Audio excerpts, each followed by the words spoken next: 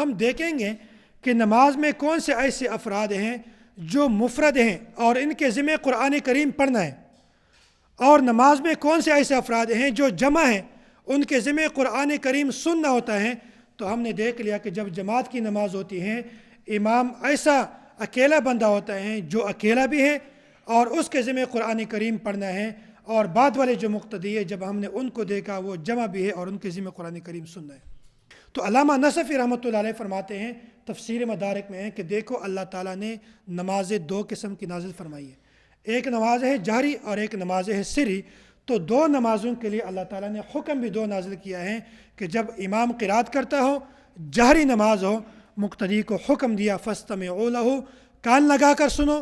جب امام قرات سرن کرتا ہو، آپ سنتے بھی نہیں ہیں، تو اللہ تعالیٰ نے حکم نازل فرما دیا وَانصتوا، آپ نے سننا نہ بھی ہو تب بھی خاموش رہنا۔ ہم نے اللہ کے حضور دعا کرنا ہے، اللہ کے حضور سوال کرنا ہے، تو پھر اللہ کے حضور ہم سارے بولیں گے یا ایک بولے گا؟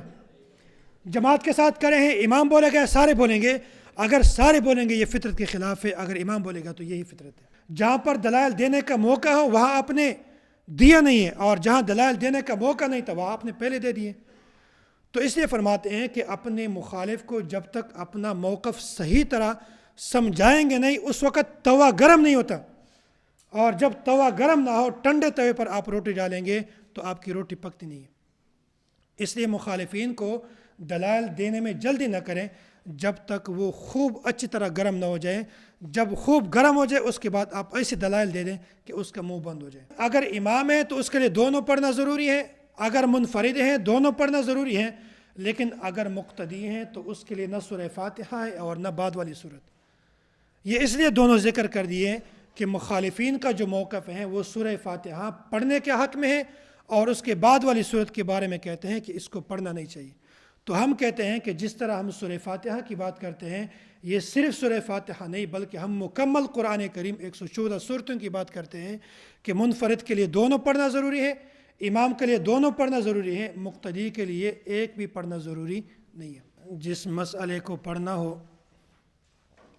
اس مسئلے کا نام یاد ہونا ضروری ہے۔ اگر آپ کے سامنے نام نہ ہو یا نام ہو لیکن ادھورا ہو تو پھر نہ آپ مسئلے کو سمجھ سکتے ہیں اور نہ ہی مسئلے کو سمجھا سکتے ہیں۔ بعض لوگ اس کا نام فاتحہ خلف الامام اس کا نام رکھتے ہیں، حالانکہ یہ نام بالکل غلط ہے۔ اس کا صحیح نام ہے ترک قرات خلف الامام۔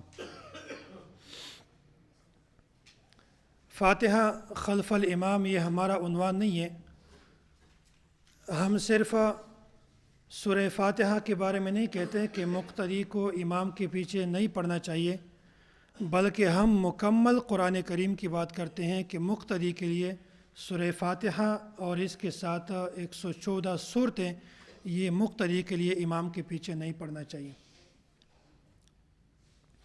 تو ہمارے ہاں عنوان ہے ترک قرات خلف الامام، اور فاتحہ خلف الامام یہ باطل کا عنوان ہے، یہ ہمارا عنوان نہیں ہے۔ کم از کم اگر ہم ترک قرات خلف الامام والا عنوان نہیں رکھ سکتے تو کم از کم ترک فاتحہ خلف الامام تو رکھ سکتے ہیں۔ ایک ہے ترک، ایک ہے عدم۔ عدم کا معنی ہے نہ ہونا، اور ترک کا معنی ہے ہونا، بعد میں چھوڑ دینا، ختم کر دینا۔ ہم عدم قرات کے قائل نہیں ہیں کہ سرے سے قرات طائی نہیں، بلکہ ہم ترک قرات کے قائل ہیں کہ شروع میں یہ قرات تھا لیکن بعد میں اس قرات کو چھوڑ دیا گیا ہے، تو ہم ترک قرات کے قائل ہیں، ہم عدم قرات کے قائل نہیں ہیں۔ تو یہاں پر آپ کے فائل میں لکھا ہوا ہے مذہب اہل السنت والجماعت۔ یہ مذہب ہم نے علماء کا اصطلاح لکھا ہے۔ اگر عوام میں آپ سمجھائیں گے کہ مذہب اہل السنت والجماعت تو وہ عوام مذہب دین کو سمجھتے ہیں، وہ کہتے ہیں دین ہے، فلاں کا دین الگ ہے، فلاں کا دین الگ ہے، تو پھر وہ بات اچھی طرح نہیں سمجھ سکتے۔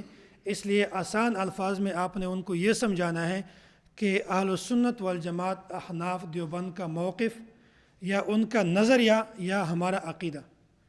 تو یہ آسان لفظ ہیں، یہ عوام کو بھی سمجھ آئے گی اور علماء کو بھی سمجھ آئے گی، لیکن اگر آپ عوام کو سمجھائیں گے اور مذہب کہہ دیں گے تو وہ اس کو دین سمجھتے ہیں، اس لیے وجہ سے پھر کام خراب ہو جائے گا۔ تو حضرت مولانا امین صفدر اوکاڑوی رحمۃ اللہ علیہ فرماتے ہیں کہ میں نے اہل باطل کے ساتھ، عیسائیوں کے ساتھ، منکرین ختم نبوت کے ساتھ مناظرے کیے ہیں، لیکن ان میں اور ان لوگوں میں ایک فرق ہے۔ ان لوگوں کی بات سمجھ آ رہی کون ہے؟ تو ان لوگوں میں اور ان لوگوں میں ایک خاص فرق ہے کہ جب آپ عیسائیوں سے دعویٰ لکھوانا چاہتے ہیں کہ دعویٰ لکھ کر دے دو تو وہ دعویٰ تو دے دیتے ہیں، لیکن جب دلائل کی بات آتی ہیں تو دلائل دینے میں خاموش ہو جاتے ہیں، دلائل دینا ان کی بس کی بات نہیں ہوتی۔ لیکن جب ان کا معاملہ آتا ہے تو ان کو آپ کہیں کہ بھئی دعویٰ لکھ کر دے دیں، وہ دعویٰ بھی نہیں لکھ کر دے سکتے ہیں اور دلائل بھی نہیں دے سکتے۔ حضرت مولانا امین صفدر اوکاڑوی رحمۃ اللہ علیہ فرماتے ہیں کہ میرا ایک جگہ مناظرہ تھا ان اہل باطل کے ساتھ، تو وہاں پر جو انہوں نے مناظر کا انتخاب کیا تھا وہ تھوڑا سا تاخیر سے آ گیا۔ مناظر کے آنے سے پہلے لوگوں نے ان کو دعویٰ لکھ کر دیا کہ آپ نے اس دعوے پر مناظرہ کرنا ہے۔ جب مناظر آ گیا، مناظر نے پرچی دیکھ لی ہے کہ اس پرچی پر تو لکھا ہوا ہے کہ مقتدی کی نماز بغیر سورہ فاتحہ کی نہیں ہوتی، مقتدی کے لیے سورہ فاتحہ پڑھنا ضروری ہے، اور بعد والی سورت جو ہیں یہ مقتدی کے لیے مناسب نہیں ہے، جائز نہیں ہے۔ یہ دعویٰ مکمل لکھا ہوا تھا۔ جب حضرت نے وہ دعویٰ اٹھایا تو دعوے میں یہ بات لکھی تھی، اس کو غصہ آ گیا، اس نے پرچے پھاڑ دیے۔ تو اس وقت مولانا امین صفدر اوکاڑوی رحمۃ اللہ علیہ نے فرما دیا کہ یہ آپ نے کیا کیا ہے جو اس دعوے کو ختم کر دیا؟ اگر دعویٰ غلط ہے تو کہہ دو کہ غلط ہے۔ ظاہری بات ہے وہ بھی مناظر تھا، انہوں نے کہا غلط اور صحیح کی بات نہیں ہے، میں نے دعویٰ خود لکھنا ہے۔ اس نے دعویٰ لکھ لیا کہ مقتدی کی نماز بغیر سورہ فاتحہ کی نہیں ہوتی، بس یہ مجمل دعویٰ تھا، اور مجمل دعویٰ جو ہے مناظر میں نہیں چلتا۔ مناظرے کی بنیاد کو اس طرح مجمل دعوے پر رکھنا یہ حماقت ہے، احمقوں کی نشانی ہے، یہ سمجھدار لوگوں کی نشانی نہیں ہے۔ اور حضرت مولانا امین صفدر اوکاڑوی رحمۃ اللہ علیہ فرماتے ہیں کہ یہ مجمل دعویٰ کیوں رکھتے ہیں؟ اس میں مقتدی کا تذکرہ نہیں ہے۔ لا صلاۃ الا بفاتحۃ الکتاب، یہ اس کا دعویٰ ہے، اور ہمیشہ یہی مجمل دعویٰ رکھتے ہیں۔ وجہ کیا ہے کہ ان کا دعویٰ یہ ہے کہ ہمارے پاس اس دعوے پر صریح دلیل موجود ہے، اللہ کے نبی کا فرمان موجود ہے، وہ کیا ہے؟ لا صلاۃ الا بفاتحۃ الکتاب۔ حالانکہ لا صلاۃ الا بفاتحۃ الکتاب اس میں مقتدی کا تذکرہ بھی نہیں ہے، اس میں امام کا تذکرہ بھی نہیں ہے، منفرد کا تذکرہ بھی نہیں ہے، تو وہ صرف اسی حدیث کو اٹھا کر مقتدی پر فٹ کرتے ہیں۔ اور وہ احادیث جس میں بعد کے قرات کا بھی تذکرہ کیا ہو کہ آپ نے سورہ فاتحہ بھی پڑھنی ہے اور بعد والی سورت بھی پڑھنی ہے، وہ اس طرح کی احادیث کا تذکرہ بھی نہیں کرتے۔ وجہ کیا ہے کہ وہ احادیث مقتدی پر فٹ نہیں کر سکتے۔ تو یہ اہل باطل کی نشانی ہے۔ جب بھی آپ کو موقع ملے تو سب سے پہلے آپ نے ان سے دعویٰ لکھوانا ہے، دعویٰ لکھ کر اس کے بعد آپ نے ان کے ساتھ مناظرہ شروع کرنا ہے، وگرنہ یہ ایسے کام کرتے ہیں کہ دنیا میں ابھی تک کسی نے نہیں کیے ہوں گے۔ تو آپ دیکھ لیں فائل میں مذہب اہل سنت والجماعت، میں نے کہہ دیا مذہب کی جگہ پر آپ عقیدہ بھی لکھ سکتے ہیں، آپ نظریہ بھی لکھ سکتے ہیں، آپ موقف بھی لکھ سکتے ہیں، تو اس میں عوام کے لیے بہت آسانی ہوگی۔ مقتدی کے لیے امام کے پیچھے سورہ فاتحہ اور اس کے بعد والی سورت کی قرات کرنا مکروہ تحریمی ہے، خواہ نماز جہری ہو یا سری، بلکہ اس سے خاموش رہنے کا حکم ہے۔ اس دعوے میں پہلا لفظ ہے مقتدی کے لیے۔ اس کا مطلب یہ ہے کہ ہم منفرد کے لیے مکمل قرآن کریم پڑھنے کے قائل ہیں۔ ہمارا جو یہاں پر اختلاف ہے وہ صرف مقتدی میں ہے، امام میں نہیں ہے۔ اگر آپ کے سامنے کوئی ایسی روایت پڑھ لیں کہ جس میں منفرد کا تذکرہ ہو یا امام کا تذکرہ ہو، تو آپ نے سب سے پہلے یہ بتانا ہے کہ ہمارا جو عنوان ہے، میرے عنوان کا پہلا لفظ یہ ثابت کرنا چاہتے ہیں کہ ہم عدم قرات کے قائل نہیں ہیں، ہم ترک قرات کے قائل ہیں۔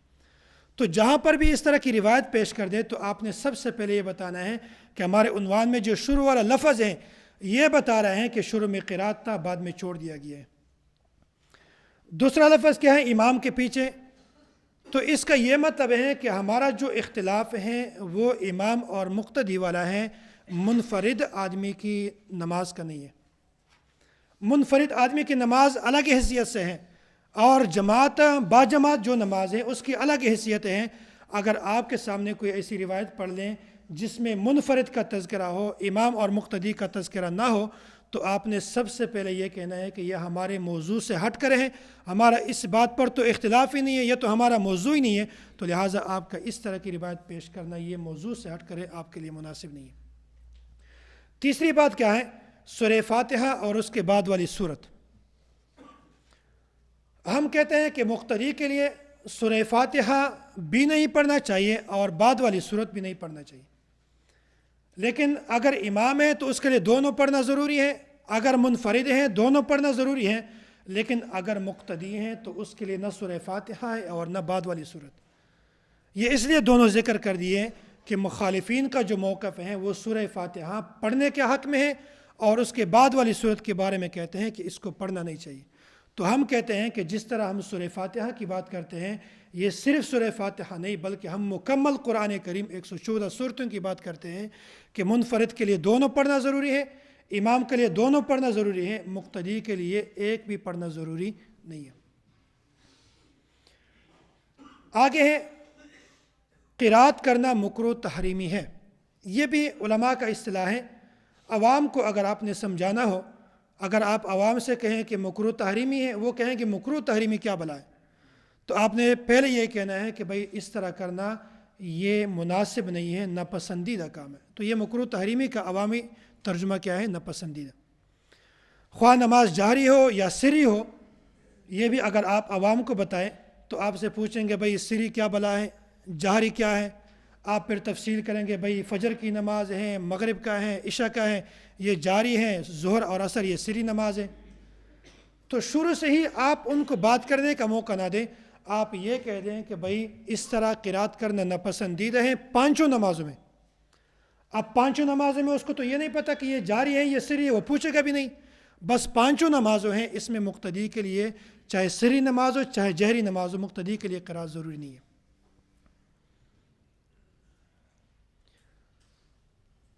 جب آپ نے نظریہ اور اپنا موقف سمجھ لیا تو اس کے بعد مخالفین فاتحہ کا لفظ بول کر لقمہ بنا کر آپ کے منہ میں ڈال دیں گے۔ وہ کہیں گے بھئی فاتحہ فاتحہ فاتحہ فاتحہ، اور وہی لقمہ بھی وہ بناتے ہیں اور ہمارے منہ میں بھی وہی ڈالتے ہیں کہ بھئی لقمہ تم چباؤ۔ بھئی ہم لقمہ خود بناتے ہیں، خود چباتے ہیں۔ وہ شاعر کہتے ہیں ہم خود تراشتے ہیں منزل کی سنگرا، ہم وہ نہیں جن کو زمانہ بنا گیا۔ تو ہم واقعہ بھی خود بناتے ہیں، ہم دلائل بھی خود پیش کرتے ہیں، ہم لقمہ بھی خود بناتے ہیں، چباتے بھی خود ہیں۔ ہمیں اتنا بھی بچہ نہ سمجھو کہ وہ لقمہ بھی بنا کر دیتے ہیں اور چبانے کی ڈیوٹی آپ کی لگا دیتے ہیں کہ بھئی یہ آپ کا کام ہے۔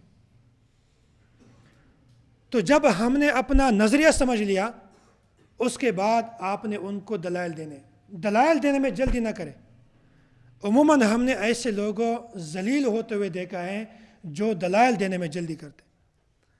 آپ لوگ روٹی بناتے ہیں، آپ توا آگ پر لگاتے ہیں تو آپ فوراً اس کے اوپر روٹی ڈالتے ہیں یا اس گرم کرنے کا انتظار کرتے ہیں؟ اگر آپ ٹھنڈے توے پر روٹی ڈال دیں تو روٹی کا ستیہ ناش ہو جائے گا، ایسی کہ تیسی ہو جائے گی، وہ روٹی بنتی نہیں ہے۔ آپ سے مخالفین دلائل کا مطالبہ کریں، آپ نے ان کو دلیل نہیں دینی، آپ کہتے ہیں صبر کرو۔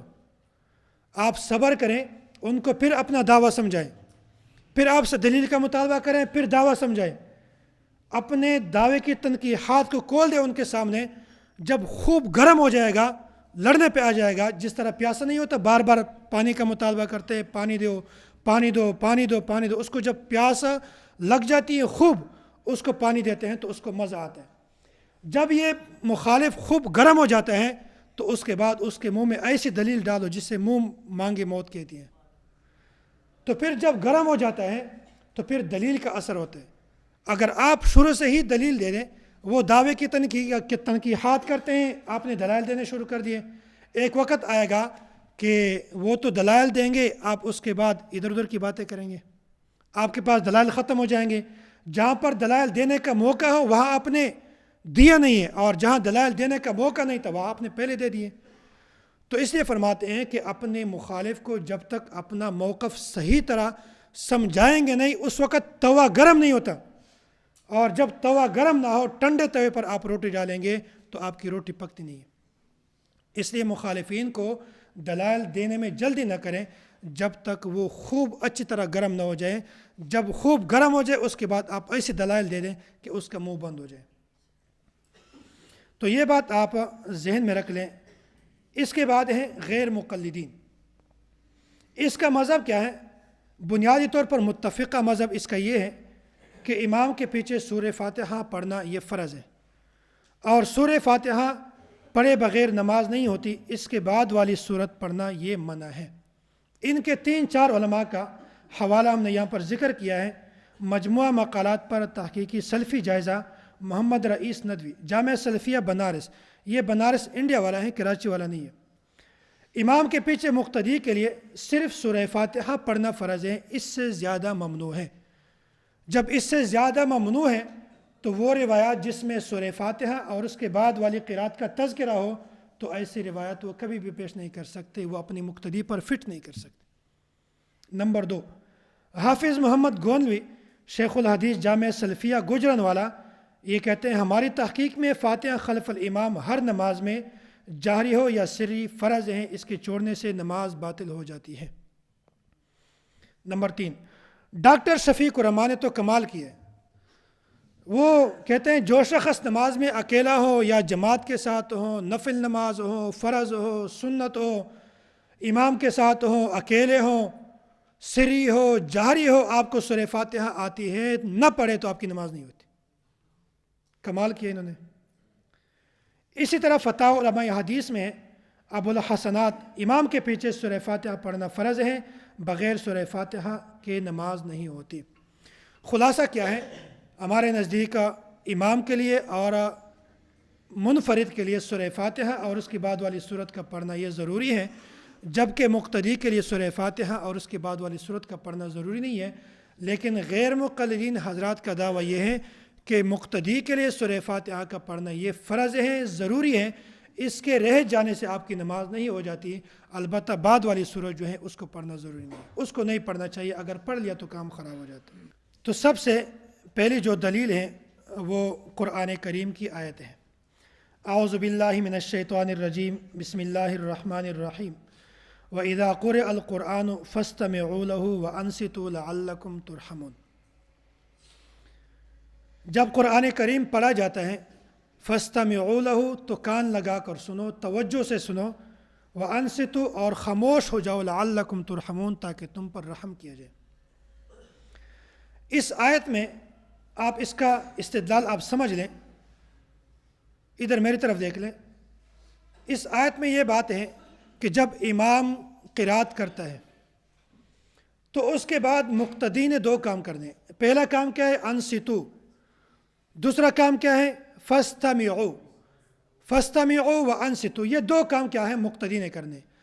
اب ایک کام امام کے ذمہ ہے قرآن کریم پڑھنا، 2 کام مقتدی کے ذمہ ہے، اور تیسرا کام اللہ تعالیٰ کے ذمہ ہے، لعلکم ترحمون۔ اللہ فرماتے ہیں کہ اگر تم نے یہ کام کر دیا پھر اللہ تعالیٰ کی رحمت تم پر نازل ہوگی۔ اب اللہ کی رحمت کا جو نزول ہے اس کا تعلق ان چیزوں کے ساتھ ہے۔ اب ہمارا امام جو ہے قرات بھی کرتا ہے، ہم سنتے بھی ہیں، ہم خاموش بھی ہو جاتا ہے، اللہ کی رحمت ہم پہ برستی ہے، اور جن کو اللہ کی رحمت کی ضرورت نہیں ہوتی، کرنا چاہے جو کرنا چاہے، وہ بے شک خاموش ہوں یا درمیان میں کوئی کھیلنا چاہے، کوئی کام کرنا چاہے تو وہ کریں۔ تو لہٰذا رحمت کی نزول کے لیے ان تینوں کاموں کا کرنا ضروری ہے۔ امام کے لیے قرات، مقتدی کے لیے خاموشی سے سننا اور کان لگن توجہ سے سننا اور خاموش ہو جانا، اور چوتھا کام جو ہے وہ اللہ تعالیٰ کے ذمہ ہے، اللہ تعالیٰ تم پر رحم نازل فرمائیں گے۔ دوسری بات یہ ہے کہ یہاں پر وَإِذَا قُرِئَ الْقُرْآنُ فَاسْتَمِعُوا لَهُ وَأَنصِتُوا لَعَلَّكُمْ تُرْحَمُونَ۔ جب جماعت ہوتی ہے تو اس میں ایک امام ہوتا ہے اور باقی مقتدی ہوتے ہیں۔ اب امام کا بھی ایک وظیفہ ہے، مقتدی کا بھی وظیفہ ہے۔ امام کا کام کیا ہے؟ قرآن کریم پڑھنا۔ مقتدی کا کام کیا ہے؟ قرآن کریم کو سننا، توجہ سے سننا۔ اب اللہ تعالیٰ فرماتے ہیں وَإِذَا قُرِئَ الْقُرْآنُ، جب قرآن کریم پڑھا جاتا ہے، کیا مطلب ہے؟ قرآن کریم پڑھنے والا کوئی ہے، قرآن کریم پڑھنے والا کوئی ہے۔ تو یہاں پر ہم نے دیکھ لیا کہ اس کے پڑھنے والا کون ہوگا، اور یہاں پر یہ مفرد ہے، اور بات کے جو صیغے ہیں یہ جمع کے ہیں۔ ہم دیکھیں گے کہ نماز میں کون سے ایسے افراد ہیں جو مفرد ہیں اور ان کے ذمہ قرآن کریم پڑھنا ہے، اور نماز میں کون سے ایسے افراد ہیں جو جمع ہیں، ان کے ذمہ قرآن کریم سننا ہوتا ہے۔ تو ہم نے دیکھ لیا کہ جب جماعت کی نماز ہوتی ہے، امام ایسا اکیلا بندہ ہوتا ہے جو اکیلا بھی ہے اور اس کے ذمہ قرآن کریم پڑھنا ہے، اور بعد والے جو مقتدی ہے جب ہم نے ان کو دیکھا وہ جمع بھی ہے اور ان کے ذمہ قرآن کریم سننا ہے۔ تو یہ ہے وَإِذَا قُرِئَ الْقُرْآنُ فَاسْتَمِعُوا لَهُ وَأَنصِتُوا لَعَلَّكُمْ تُرْحَمُونَ۔ پہلی بات تو یہ ہو گئی ہے۔ رات کو بھی ایک مولانا صاحب آئے تھے تو انہوں نے اس حوالے سے ایک بات کی ہے، تو علامہ نصفی رحمۃ اللہ علیہ نے تفسیر مدارک میں ایک عجیب نقطہ لکھا ہے۔ بعض لوگ ایک اشکال کریں گے کہ بھئی اللہ تعالیٰ فرماتے ہیں وَإِذَا قُرِئَ الْقُرْآنُ فَاسْتَمِعُوا لَهُ، کہ آپ غور سے سنو، توجہ سے سنو۔ اب توجہ سے سننے کے لیے خاموشی تو لازمی ہے۔ آپ خاموش ہوں گے تو آپ غور سے سنیں گے، آپ کی توجہ ہوگی۔ اگر آپ بولیں گے تو آپ غور سے کیسے سنیں گے؟ فرماتے ہیں کہ وَأَنصِتُوا کا لفظ ذکر کر کے 6 معنی دار ہے۔ اس کا کیا معنی ہے؟ وَاسْتَمِعُوا لَهُ میں دونوں معنی آتے ہیں کہ آپ نے کہا تھا کہ بھئی توجہ سے سن لیں۔ اب توجہ سے وہی بندہ سنتا ہے جو خاموش ہو۔ اب ایک بندہ یہاں سے کچھ سنتا بھی ہے، ادھر سے موبائل سے کھیلتا ہے، کسی اور بندے سے بات کرتا ہے، تو یہ توجہ نہیں ہوئی۔ یہاں پر تو توجہ سے سنتا ہی نہیں ہے۔ تو فرماتے ہیں کہ توجہ سے سننا وہاں ہوتا ہے جب وہ خاموش ہو، تو پھر مستقل طور پر انصتو کا لفظ کیوں ذکر کیا؟ تو علامہ نصفی رحمۃ اللہ علیہ نے تفسیر مدارک میں، لیکن یہاں پر بعض لوگ یہ بھی کہتے ہیں کہ دیکھو اگر انصتو کا لفظ نہ ذکر کرتے، ہم کہتے ہیں کہ اگر انصتو کا لفظ ذکر نہ کرتے تو بعض لوگ یہ اشکال کرتے ہیں کہ بھئی یہ جو حکم ہے یہ تو جہری نماز کے لیے ہے۔ فَاسْتَمِعُوا لَهُ، جب امام قرات کرتا ہو تو اس کو سنو، جب امام قرات نہ کرتا ہو تو وہاں سننا ہی نہیں ہے۔ جب سننا نہیں ہے تو وہاں پر جو کہنا چاہے کہہ لو۔ تو اللہ تعالیٰ نے حکم بھی نازل فرما دیا کہ وَأَنصِتُوا۔ تو علامہ نصفی رحمۃ اللہ علیہ فرماتے ہیں تفسیر مدارک میں کہ دیکھو اللہ تعالیٰ نے نمازیں 2 قسم کی نازل فرمائی ہے، ایک نماز ہے جہری اور ایک نماز ہے سری۔ تو 2 نمازوں کے لیے اللہ تعالیٰ نے حکم بھی 2 نازل کیا ہے کہ جب امام قرات کرتا ہو، جہری نماز ہو، مقتدی کو حکم دیا فَاسْتَمِعُوا لَهُ، کان لگا کر سنو۔ جب امام قرات سرن کرتا ہو، آپ سنتے بھی نہیں ہیں، تو اللہ تعالیٰ نے حکم نازل فرما دیا وَأَنصِتُوا، آپ نے سننا نہ بھی ہو تب بھی خاموش رہنے۔ اور اسی پر اجماع بھی ہے۔ ہو سکتا ہے آپ سے کوئی کہہ دے کہ علامہ نصفی تو حنفی ہیں، آپ دھرتی پر کسی اور عالم کو پیش کرو۔ پہلی بات تو یہ ہے کہ ہم عالم کو پیش کریں یا نہ کریں، ان کا یہ سوال بنتا نہیں ہے۔ وہ تو نہ حنفی مانتے ہیں نہ غیر کو مانتے ہیں، پھر سوال کرنے کی کیا ضرورت ہے؟ ہاں، اگر آپ خدا نخواستہ مانتے ہیں تو ہم آپ کے سامنے ذکر کریں گے کہ چلو اگر وہ حنفی ہیں نہ مانو۔ یہاں پر دیکھو آپ کے صفحہ پر لکھا ہوا ہے المغنی لابن قدامہ جلد نمبر 2 صفحہ نمبر 117، مجموع الفتاوی لابن تیمیہ، یہ 40 جلدوں میں کتاب ہے۔ تو اس میں امام احمد بن حنبل رحمۃ اللہ علیہ کا یہ اجماع منقول ہے۔ امام احمد بن حنبل رحمۃ اللہ علیہ یہ متوفہ 241 ہجری ہے۔ یہ کیا فرماتے ہیں؟ فالناس علی ان ھذا فی الصلاۃ، یہ ائمہ حضرات کا اتفاق ہے کہ یہ جو آیت ہے یہ نماز کے بارے میں ہے۔ آگے سعید بن مسیب، حسن بصری، ابراہیم نخعی، محمد بن کعب القرظی الزہری انہا نزلت فی شان احکام الصلاۃ، یہ جو آیت ہے یہ نماز کے احکام کے بارے میں نازل ہوئی ہے۔ آخری لائن دیکھ لیں، آخر میں فرماتے وقال احمد فی روایت ابی داود اجمع الناس علی ان هذه الآیہ فی الصلاۃ، کہ ان پر تمام لوگوں کا اجماع ہے، تمام فقہا کا اجماع ہے کہ یہ آیت جو ہے نماز کے بارے میں اتری۔ تو جس چیز پر اجماع ہو تو پھر آپ اس پر اعتراض کیسے کر سکتے ہیں؟ دیکھو اجماع پر جو ہے سندی اعتراض نہیں ہوتا۔ آپ لوگوں نے یہ پڑھا ہوگا اصول حدیث، یا انشاءاللہ پڑھ لیں گے تو وہاں پر آپ دیکھیں گے کہ بھئی جہاں پر کوئی اجماع آ جاتا ہے وہاں پر سندی اعتراض نہیں ہوتا۔ تفسیر نمبر 1، یہ علامہ سیوطی نے یہ بھی لکھا ہے کہ الاجماع اقوی من الاسناد، یہ سند سے بھی کیا ہے؟ اقوی ہے۔ اور اجماع کے بارے میں یہ نور الانوار میں بھی ایک تفصیلی اصول لکھا ہوا ہے۔ بعض حضرات یہ بھی کہتے ہیں کہ اگر اس پر اجماع ہے تو اس کا منکر کافر ہے۔ تو بہرحال وہ تفصیل اجماع کے کئی اقسام ہے، اس کا ذکر کرنے کی ضرورت یہاں پر نہیں ہے۔ تفسیر نمبر 1، امام بیہقی رحمۃ اللہ علیہ نے یہ روایت نقل کی ہے، فرماتے ہیں کہ عبداللہ بن عباس رضی اللہ تعالیٰ کے واسطے سے ان رسول اللہ صلی اللہ علیہ وسلم قرأ فی الصلاۃ فقرأ اصحابہ وراءہ فخلطوا علیہ فنزل۔ عبداللہ بن عباس فرماتے ہیں کہ رسول اللہ صلی اللہ علیہ وسلم نماز میں قرات فرماتے، فقرأ اصحابہ وراءہ، تو اللہ کے نبی صلی اللہ علیہ وسلم کی اقتداء میں صحابہ کرام بھی قرات فرماتے۔ فخلطوا علیہ، تو یہ جو آوازیں تھی یہ آپس میں خلط ملط ہونے لگی، آوازیں ملنے لگی۔ فنزل، تو یہ آیت نازل ہوئی، وَإِذَا قُرِئَ الْقُرْآنُ فَاسْتَمِعُوا لَهُ وَأَنصِتُوا لَعَلَّكُمْ تُرْحَمُونَ۔ جب یہ آیت نازل ہوئی، فَهَذِهِ فِي الْمَكْتُوبَةِ، ابن عباس رضی اللہ عنہ فرماتے ہیں کہ یہ فرض نماز کے بارے میں نازل ہوئی ہے۔ ثم قال ابن عباس، اب ابن عباس رضی اللہ تعالیٰ عنہ کا فتویٰ دیکھو، وہ فرماتے ہیں وَإِن كُنَّا لَا نَسْتَمِعُ لِمَنْ يَقْرَأُ إِنَّ إِذًا لَأَجْفَى مِنَ الْحَمِيرِ، اگر امام قرات کرتا ہو اس کے باوجود بھی ہم قرات کریں تو پھر تو ہم گدوں سے بھی زیادہ سخت ہیں۔ تو یہ جو ٹائٹل ہیں غیر مقلدین کو، یہ صحابی کی زبان مبارک سے ان کو ملا ہے کہ دیکھو ہم تو امام کے پیچھے قرات نہیں کرتے، لیکن ابن عباس رضی اللہ تعالیٰ عنہ کا فتویٰ ہے کہ لمن یقرأ ان اذا لعجفا من الحمیر، امام کے قرات کے باوجود بھی قرات کرے تو یہ تو گویا گدے سے بھی زیادہ سخت ہے، ہم تو گدہ نہیں کہتے۔ تو یہ ان کا حال ہے۔ عبداللہ بن عباس رضی اللہ تعالیٰ یہ عام صحابی نہیں ہے، اللہ کے نبی صلی اللہ علیہ وسلم نے ان کو دعا فرمائی تھی کہ اللہم علمہ الکتابہ، یا اللہ ان کو تفسیر کے علوم میں مہارت عطا فرما۔ حضرت عبداللہ بن عباس رضی اللہ تعالیٰ عنہ کی والدہ کا نام کیا ہے؟ چلو اتنا بتا دیتا ہوں کہ حضرت خدیجہ رضی اللہ تعالیٰ عنہ کے بعد اسلام لانے میں سب سے پہلے اس عورت نے اسلام قبول کیا تھا۔ چلو دیکھ لیں، آپ مطالعہ کر لیں، اگر آپ کے ذہن میں آ گیا تو ٹھیک ہے، ورنہ اگلے سبق میں اس کو بتا دیں گے۔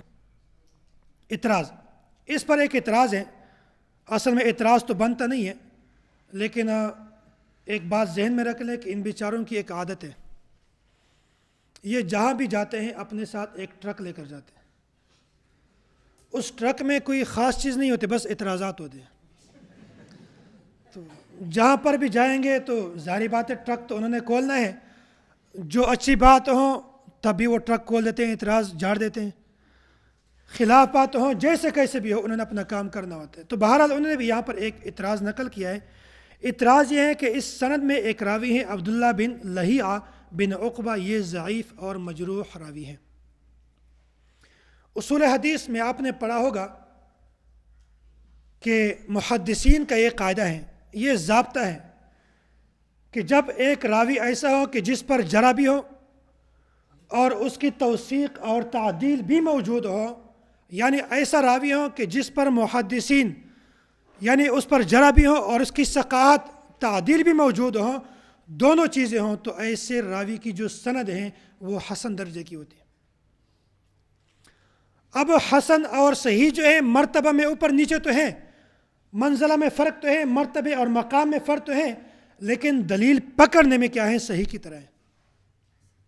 اس پر حوالہ آپ کے اس صفحے میں موجود ہے، حافظ ابن کثیر رحمۃ اللہ علیہ۔ یہ میری فائل اور آپ کے فائل میں فرق ہے، میرے پاس جو فائل ہے مختصر ہے، آپ کے پاس جو فائل ہے اس پر اعراب بھی لگا ہوا ہے، اس پر ترجمہ بھی لگا ہوا ہے، آسانی کی ہوئی آپ کے لیے۔ تو یہ ابن کثیر رحمۃ اللہ علیہ فرماتے الحسن وهو فی الاحتجاج کالصحیح، تو یہ حسن کی طرح ہے، یہ کیا ہے؟ دلیل پکڑنے میں صحیح کی طرح ہے۔ مرتبے اور مقام میں اوپر نیچے ہیں صحیح اور حسن، لیکن دلیل پکڑنے میں کیا ہے؟ یہ حسن صحیح کی طرح ہے۔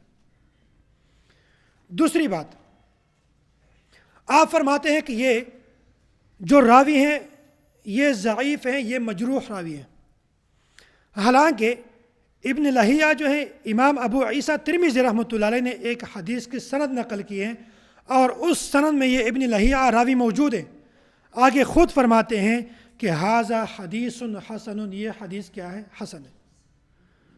اب امام ترمذی رحمۃ اللہ علیہ فرماتے ہیں کہ یہ حدیث حسن ہے، یہ جو راوی ہیں یہ مجروح نہیں ہے. پھر بھی آپ فرماتے ہیں کہ یہ مجروح ہے. میں نے بتا دیا کہ یا تو یہ اپنے آپ کو اچھا سمجھتے ہیں، یہ امام ابو ترمذی رحمۃ اللہ علیہ کو اچھا سمجھتے ہیں، تو یہ انہوں نے اپنے اعتراض کو جاڑنا ہوتا ہے. آگے دیکھ لیں، علامہ نور الدین ہیثمی رحمۃ اللہ علیہ نے مجمع الزوائد میں کئی مقامات پر ابن لہیعہ کی حدیث کو حسن قرار دیا ہے. یہ آگے جو ہے آپ کے سامنے تمام روایات موجود ہیں جس میں انہوں نے ابن لہیعہ کو حسن قرار دیا.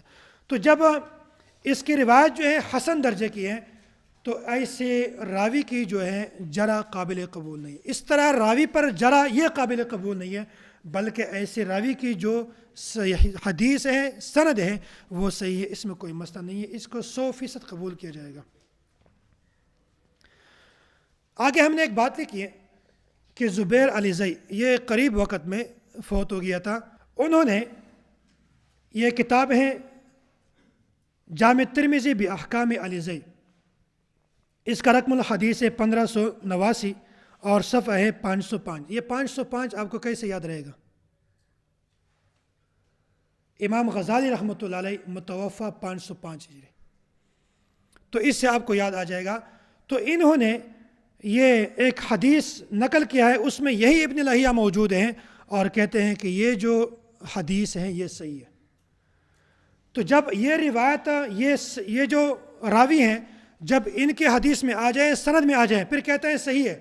جب احناف کی کسی روایت میں آ جائیں پھر کہتے ہیں یہ مجروح ہے، اس پر تو جرح ہے، یہ روایت تو قبول نہیں کرنا چاہیے.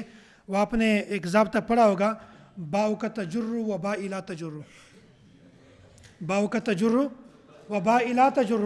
اس کا مشکل معنی آپ لوگوں کو سمجھائیں گے کہ آپ کی بات جو ہے جر دیتی ہے، میری بات جر نہیں دیتی.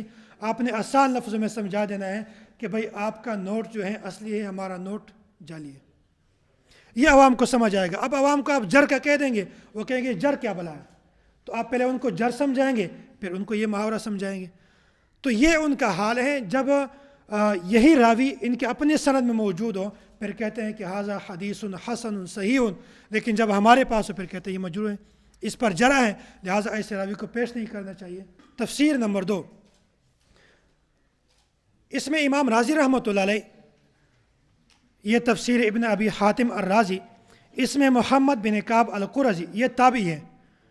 یہ فرماتے کان رسول اللہ صلی اللہ علیہ وسلم اذا قرأ فی الصلاۃ اجابہ من وراءہ، جب آپ صلی اللہ علیہ وسلم نماز میں قرات کرتے اجابہ من وراءہ، تو آپ صلی اللہ علیہ وسلم کے پیچھے جو کھڑے ہوتے وہ ان کو جواب دیتے.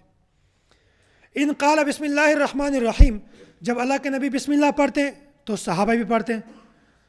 قالوا مثل ما یقول حتی تنقضی الفاتحۃ والسورہ، یہاں تک کہ سورہ فاتحہ اور سورت ختم ہو جاتی. فلبث ما شاء اللہ، تو جب تک اللہ نے چاہا یہ معاملہ چلتا رہا، یعنی جب تک نیا حکم نازل نہیں ہوتا اس وقت تک اس پر عمل کرتے تھے. ثم نزلت، پھر یہ آیت نازل ہو گئی وَإِذَا قُرِئَ الْقُرْآنُ فَاسْتَمِعُوا لَهُ وَأَنصِتُوا لَعَلَّكُمْ تُرْحَمُونَ. فَقَرَأَ وَأَنصَتُوا، تو اللہ کے نبی صلی اللہ علیہ وسلم اس کے بعد قرات کرتے. وَأَنصَتُوا جمع کا صیغہ ہے، اس کے بعد صحابہ کرام خاموش ہو جاتے. یہ تفسیر نمبر 2 ہے. اس تفسیر میں آگے لکھا ہے تحقیق السند اسنادہ صحیح علی شرط مسلم. اس تفسیر کو نقل کرنے والا کون ہے؟ تابعی ہے. بعض لوگ شاید یہ اشکال کر دیں کہ یزید بھی تو اسی دور کے ہیں، تو ظاہری باتیں ہیں اگر تابعی محمد بن کعب القرظی کا قول صحیح ہے تو یزید کا قول بھی تو صحیح ہونا چاہیے. اسی طرح بعض کہتے ہیں اگر تابعی کا قول صحیح ہے تو اس طرح یہ حجاج شمر ہے، اس کا بھی تو قول صحیح ہونا چاہیے. ہم کہتے ہیں کہ دیکھو، پہلی بات آپ یہ ذہن میں رکھ لیں، صحابی کی تعریف کیا ہے؟ جی نہیں، دیکھنے کی بات نہیں ہے. اگر دیکھنے کی بات کریں تو عبداللہ بن ام مکتوم کہاں جائے گا؟ وہ تو صحابی ہیں. خلاصہ یہ ہے کہ صحابی وہ ہیں جنہوں نے اللہ کے نبی صلی اللہ علیہ وسلم کی صحبت اختیار کی. اور تابعی کسے کہتے ہیں؟ جنہوں نے صحابہ کا اتباع کیا ہو. اور یہ جو یزید ہیں یا یہ جو حجاج ہیں، انہوں نے صحابہ کا اتباع کیا تھا یا صحابہ کا قتل کیا تھا؟ جو صحابہ کے قاتل ہیں وہ تابعی کیسے ہو سکتے ہیں؟ ہم ان کو تابعی ماننے کے لیے کبھی بھی تیار نہیں ہیں۔ تو لہٰذا یہ جو محمد بن کعب القرظی ہیں یہ تابعی ہیں، اور تابعی جو ہے ان کی تفسیر صحیح ہوتی ہے، اس میں کوئی وہ دوسری رائے نہیں ہوتی، یہ میں آگے تفصیل سے انشاءاللہ بتا دوں گا۔ تو یہاں پر اعتراض کرتا ہے، اعتراض یہ ہے کہ بھائی محمد بن کعب القرظی یہ تابعی ہیں، صحابی نہیں ہے، اور مرسل جو ہے اس کی روایت حجت نہیں ہے جو تابعی سے مروی ہے۔ کیا مطلب ہے کہ تابعی نے تو اللہ کے نبی صلی اللہ علیہ وسلم کو دیکھا نہیں ہے، جب دیکھا نہیں ہے تو تابعی اللہ کے نبی کے عمل کو کیسے بیان کرتا ہے؟ تو تابعی تو اللہ کے نبی کا عمل بیان ہی نہیں کر سکتا جب دیکھا نہ ہو۔ ہم کہتے ہیں کہ بھائی بات یہ ہے کہ جمہور کے نزدیک، مالکیہ، احناف اور مفسرین محدثین کے نزدیک یہ قاعدہ ہے کہ جب اس طرح کا تابع ہو، وہ ثقہ ہو، تو پھر ثقہ راوی جو ہے اس کی مرسل روایت قابل حجت ہے۔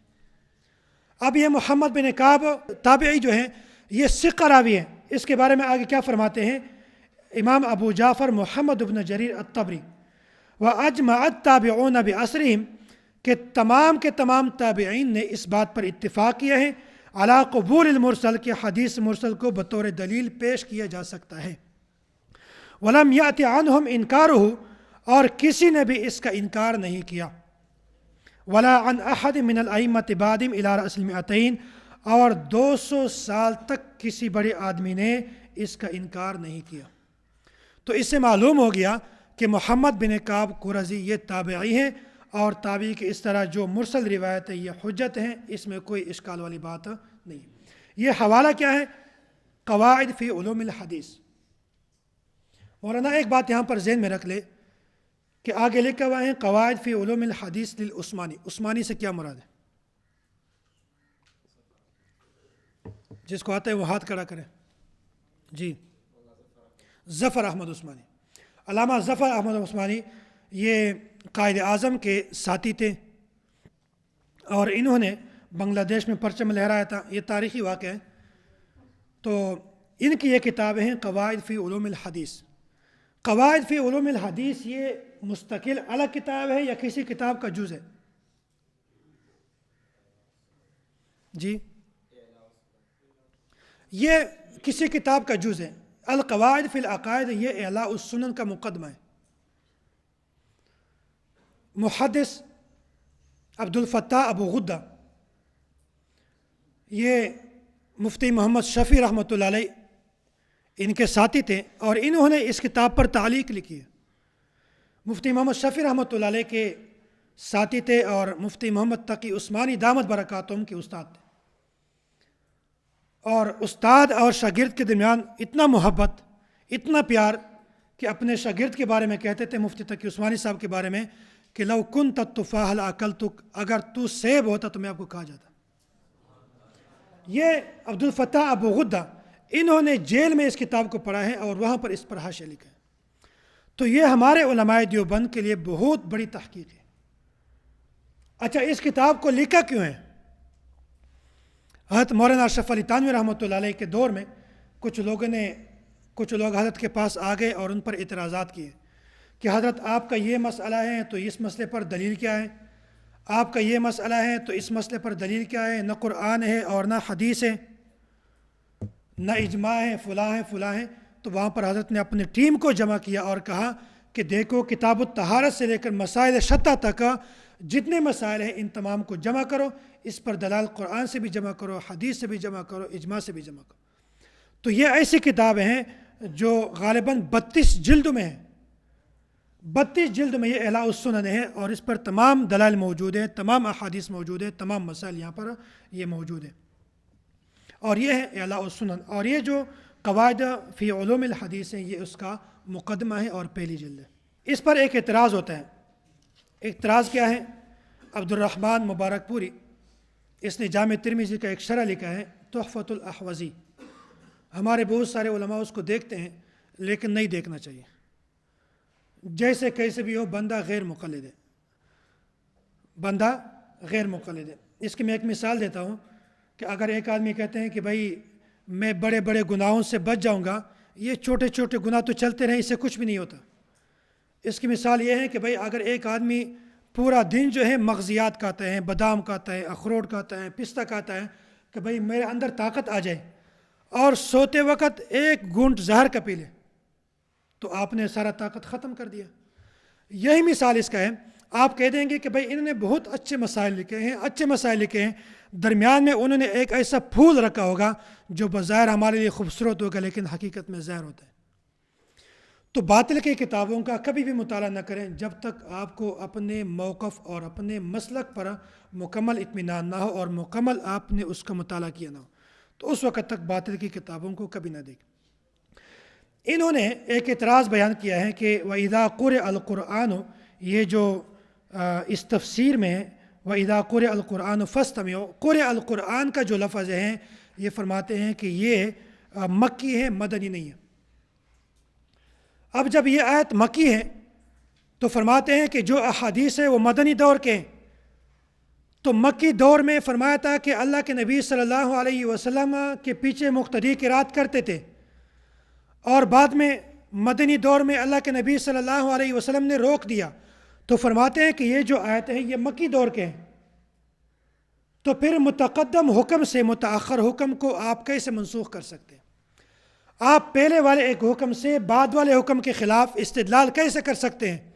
یہ تو ہم کہہ سکتے ہیں کہ بعد والا حکم ہو اس سے ہم پہلے والے حکم کو منسوخ بھی کر سکتے ہیں، بعد والے حکم سے پہلے والے حکم کے خلاف استدلال بھی کر سکتے ہیں۔ یہ حضرت فرماتے ہیں کہ یہ آیت جو ہے یہ مکی ہے، اور یہ جو قرات والے احادیث ہیں یہ تو مدنی دور کے ہیں۔ تو پہلے والے حدیث سے یا پہلے والے دور کے آیات سے بعد والے دور کے آیات اور حدیث پر آپ استدلال کیسے کر سکتے ہیں؟ اس کے کئی جوابات ہم نے یہاں پر لکھے ہیں۔ پہلا جواب تو یہ ہے کہ یہ فرماتے ہیں کہ حضرت ابو ہریرہ رضی اللہ تعالیٰ عنہ، یہ بھی مدنی صحابی ہیں، اسلام قبول کیا تھا انہوں نے، تو وہ بھی فرماتے ہیں کہ بھائی مقتدی کے لیے سورہ فاتحہ پڑھنا ضروری ہے۔ تو غیر مقلد کہتے ہیں کہ بھائی دیکھو حضرت ابو ہریرہ رضی اللہ تعالیٰ عنہ یہ بھی مدنی ہے، یہ بھی کہتے ہیں کہ مقتدی کی نماز بغیر سورہ فاتحہ کے نہیں ہوتی، اور حضرت عبادہ بن صامت رضی اللہ تعالیٰ عنہ یہ بھی مدنی صحابی ہیں، یہ بھی فرماتے ہیں کہ مقتدی کی نماز بغیر سورہ فاتحہ کے نہیں ہوتی۔ تو یہ جو آیت ہیں یہ تو مکی ہو گئی ہے۔ تو ہم کہتے ہیں کہ بھائی آپ نے اس صحابی کی بات اٹھائی ہے اس وجہ سے کہ یہ صحابی مدینہ کے ہیں۔ تو باقی صحابی حضرت ابو موسیٰ اشعری رضی اللہ تعالیٰ عنہ، حضرت زید بن ثابت رضی اللہ تعالیٰ عنہ، حضرت جابر رضی اللہ تعالیٰ عنہ، حضرت ابو ہریرہ رضی اللہ تعالیٰ عنہ سے خود ایسی روایت منقول ہیں کہ جس میں یہ بات لکھی ہوئی ہے کہ مقتدی کے لیے سورہ فاتحہ کی قرات نہیں ہے۔ مقتدی کیا ہے؟ وہ سورہ فاتحہ نہیں پڑھنا چاہیے، اس کو ترک کرنا چاہیے۔ تو پھر اگر وہ روایات آپ مانتے ہیں تو پھر یہ مدینہ کے بڑے بڑے صحابہ کرام ہیں، ان سے بھی روایت منقول ہے، تو آپ اس کو کیوں نہیں مانتے؟ تو ایک راوی ہیں، اگر اس کو ایک جہت سے دیکھ لیں، دوسری جہت سے نہ دیکھ لیں تو مسئلہ بگڑ جاتا ہے، مذہب خراب ہو جاتا ہے، دین میں فرق آ جاتا ہے۔ تو آپ نے اگر ایک راوی کی روایت کو لینا ہے تو وہ روایت بھی لے لو، بعد والی روایت بھی لے لو۔ آپ صرف مدینہ کی وہ روایت لیتے ہیں جس میں حضرت ابو ہریرہ فرماتے ہیں کہ مقتدی کے لیے قرات ضروری ہے، وہ روایت آپ نہیں لیتے جس میں انہوں نے منع فرمایا ہے۔ تو جس صحابی کی آپ وہ روایت پیش کرتے ہیں کہ جس میں فرمایا ہے کہ قرات ضروری ہے، وہی صحابی مدینہ کے ہیں، اس کی وہی روایت ہے جس میں انہوں نے منع فرمایا ہے۔ تو پہلی بات یہ ہے کہ آپ اس کی ایک رخ کو نہ دیکھو بلکہ دونوں رخ کو دیکھو۔ دوسری بات، آپ فرماتے ہیں کہ یہ جو صورت ہے یہ صورت مکی ہے۔ نہیں بھائی، یہ صورت مکی نہیں ہے۔ علامہ ابن کثیر رحمۃ اللہ علیہ نے اپنی تفسیر میں لکھا ہے کہ یہ صورت مدنی ہے۔ اور اسی طرح غیر مقلدین کا ایک عالم ہے نواب صدیق حسن خان۔ یہ نواب صدیق حسن خان کو نواب کا لقب کہاں سے ملا تھا؟ بیوی سے ملا تھا۔ تو یہ نواب صدیق حسن خان بھی کہتے ہیں کہ یہ جو صورت ہے یہ مدنی ہے، مکی نہیں ہے۔ وجہ کیا ہے؟ یہ فرماتے ہیں کہ اس صورت میں حضرت موسیٰ علیہ السلام اور اس کی امت یہود کا واقعہ تفصیل کے ساتھ موجود ہے۔ تو حضرت موسیٰ علیہ السلام اور اس کا قوم جو تھا یہ مکہ میں تھے یا مدینہ میں تھے؟ اس کا مرکز مدینہ میں تھا، مدینہ میں آباد ہیں، تو اس کا یہ مطلب ہے کہ یہ جو صورت ہے یہ مدنی ہے، مکی نہیں ہے۔ دو دلائل، دو جوابات۔ تیسرا جواب یہ ہے کہ یہاں پر امام بیہقی رحمۃ اللہ علیہ نے اس آیت کا شان نزول بیان فرمایا ہے۔ کیا فرماتے ہیں؟ عن مجاہد رحمہ اللہ تعالی کان رسول اللہ صلی اللہ علیہ وسلم یقرأ فی الصلاۃ فسمع قراءۃ فتم من الانصار کہ اللہ کے نبی صلی اللہ علیہ وسلم نماز میں قراءت کرتے، فسمع قراءۃ فتم من الانصار، تو اللہ کے نبی صلی اللہ علیہ وسلم نے انصار میں سے ایک بچے کی آواز سنی، فنزل، اس کے بعد یہ آیت نازل ہوئی، وَإِذَا قُرِئَ الْقُرْآنُ فَاسْتَمِعُوا لَهُ وَأَنصِتُوا لَعَلَّكُمْ تُرْحَمُونَ۔ تو آپ مجھے بتائیں انصار کا قبیلہ یہ مکہ میں تھا یا مدینہ میں؟ مدینہ میں تھا۔ تو جب یہ صحابی فرماتے ہیں کہ یہ اس کا شان نزول بھی ہے، جب شان نزول خود بیان فرماتے ہیں کہ یہاں پر مدینہ کا ایک انصار تھا، اللہ کے نبی صلی اللہ علیہ وسلم کی اقتداء میں قرات کرتا تھا، اس وقت یہ آیت نازل ہو گئی، تو اس کا مطلب یہ ہے کہ یہ آیت مدنی ہے، مکی نہیں ہے۔ تو یہ لہٰذا یہ ہمیں الزام دینا کہ یہ آپ جو حدیث پیش کرتے ہیں، آپ جو قرآن کریم کی آیت پیش کرتے ہیں، یہ تو مکی ہے، اور ہماری جو روایات ہے یہ تو مدنی ہے، لہٰذا مکی آیت کے ذریعے سے مدنی روایات پر اس کے خلاف استدلال کیسے کر سکتے ہیں؟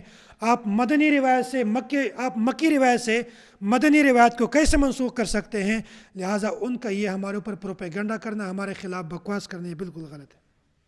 احادیث میں پہلی حدیث ہے حضرت ابو موسیٰ اشعری رضی اللہ تعالیٰ عنہ، یہ دو احادیث آپ کے سامنے لکھی ہوئی ہے، لیکن اس میں جو دوسری حدیث ہے اس کا بالکل آخری لائن دیکھو، ان رسول اللہ صلی اللہ علیہ وسلم خطبنا فبین لنا سنتنا، اللہ کے نبی صلی اللہ علیہ وسلم نے ہمیں خطبہ دیا اور زندگی گزارنے کی ترتیب سکھا دی، وعلمنا صلاتنا، اور ہمیں نماز بھی سکھائی ہے، فقال، فرمائے، اذا صلیتم فاقیموا صفوفکم، جب تم نماز پڑھتے ہو تو اپنے صفوں کو درست کرو، ثم لیؤمکم احدکم، پھر جب تم میں سے کوئی ایک امامت کرائے، فاذا کبر فکبروا، جب امام تکبیر کہے تو تم بھی تکبیر کہو، واذا قرأ فانصتوا، جب امام قرات کریں تو تم خاموش ہو جاؤ، واذا قال غیر المغضوب علیہم ولا الضالین، جب امام غیر المغضوب علیہم ولا الضالین کہیں، فقولوا آمین، تو آپ لوگوں نے آمین کہنا ہے۔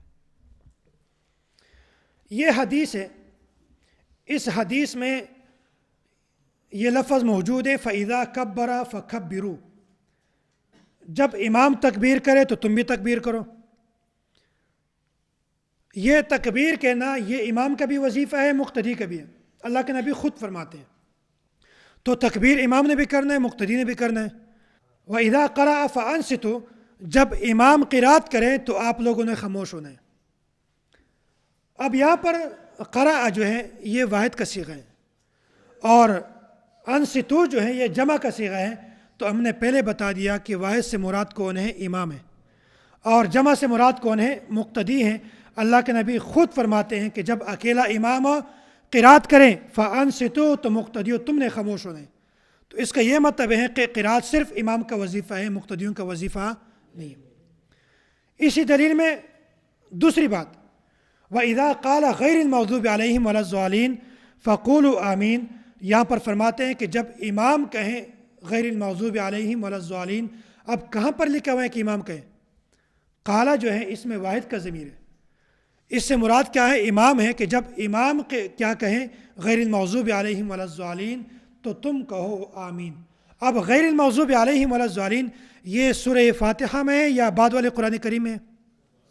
تو اس کا مطلب یہ ہے کہ سورہ فاتحہ بھی امام نے پڑھنا ہے، قرات بھی امام نے کرنا ہے، مقتدیوں کے لیے کچھ نہیں ہوتا۔ ہاں اگر مقتدی کوئی الگ پڑھتا ہے نماز امام کے ساتھ نہیں ہے تو پھر دونوں پڑھ سکتے ہیں، منفرد ہیں یا امام ہے دونوں پڑھ سکتے ہیں، لیکن مقتدی جو ہے انہوں نے صرف آمین کہنا ہے، غیر المغضوب علیہم ولا الضالین نہیں کہنا۔ یہاں پر یہ حضرات ایک اشکال کر رہے ہیں۔ اشکال سے پہلے یہ صحابی ہیں اشعری، حضرت ابو موسیٰ اشعری رضی اللہ تعالیٰ عنہ، یہ قبیلہ اشعریین میں سے ہیں، یہ سعودیہ میں خیبر کے علاقے میں آباد ہیں، اور اس کو اشعری اس لیے کہتے تھے کہ ان کے جسم پر بال بہت زیادہ ہوتے ہیں، شعر بال کو کہتے ہیں، تو اس کے جسم پر بال بہت زیادہ تھے۔ یہ قرآن کریم کے حوالے سے بہت زیادہ مشہور ہے کہ یہ بہت خوبصورت قرآن کریم پڑھتے تھے۔ تو حضرت ابو موسیٰ اشعری رضی اللہ تعالیٰ عنہ کا نام کیا ہے؟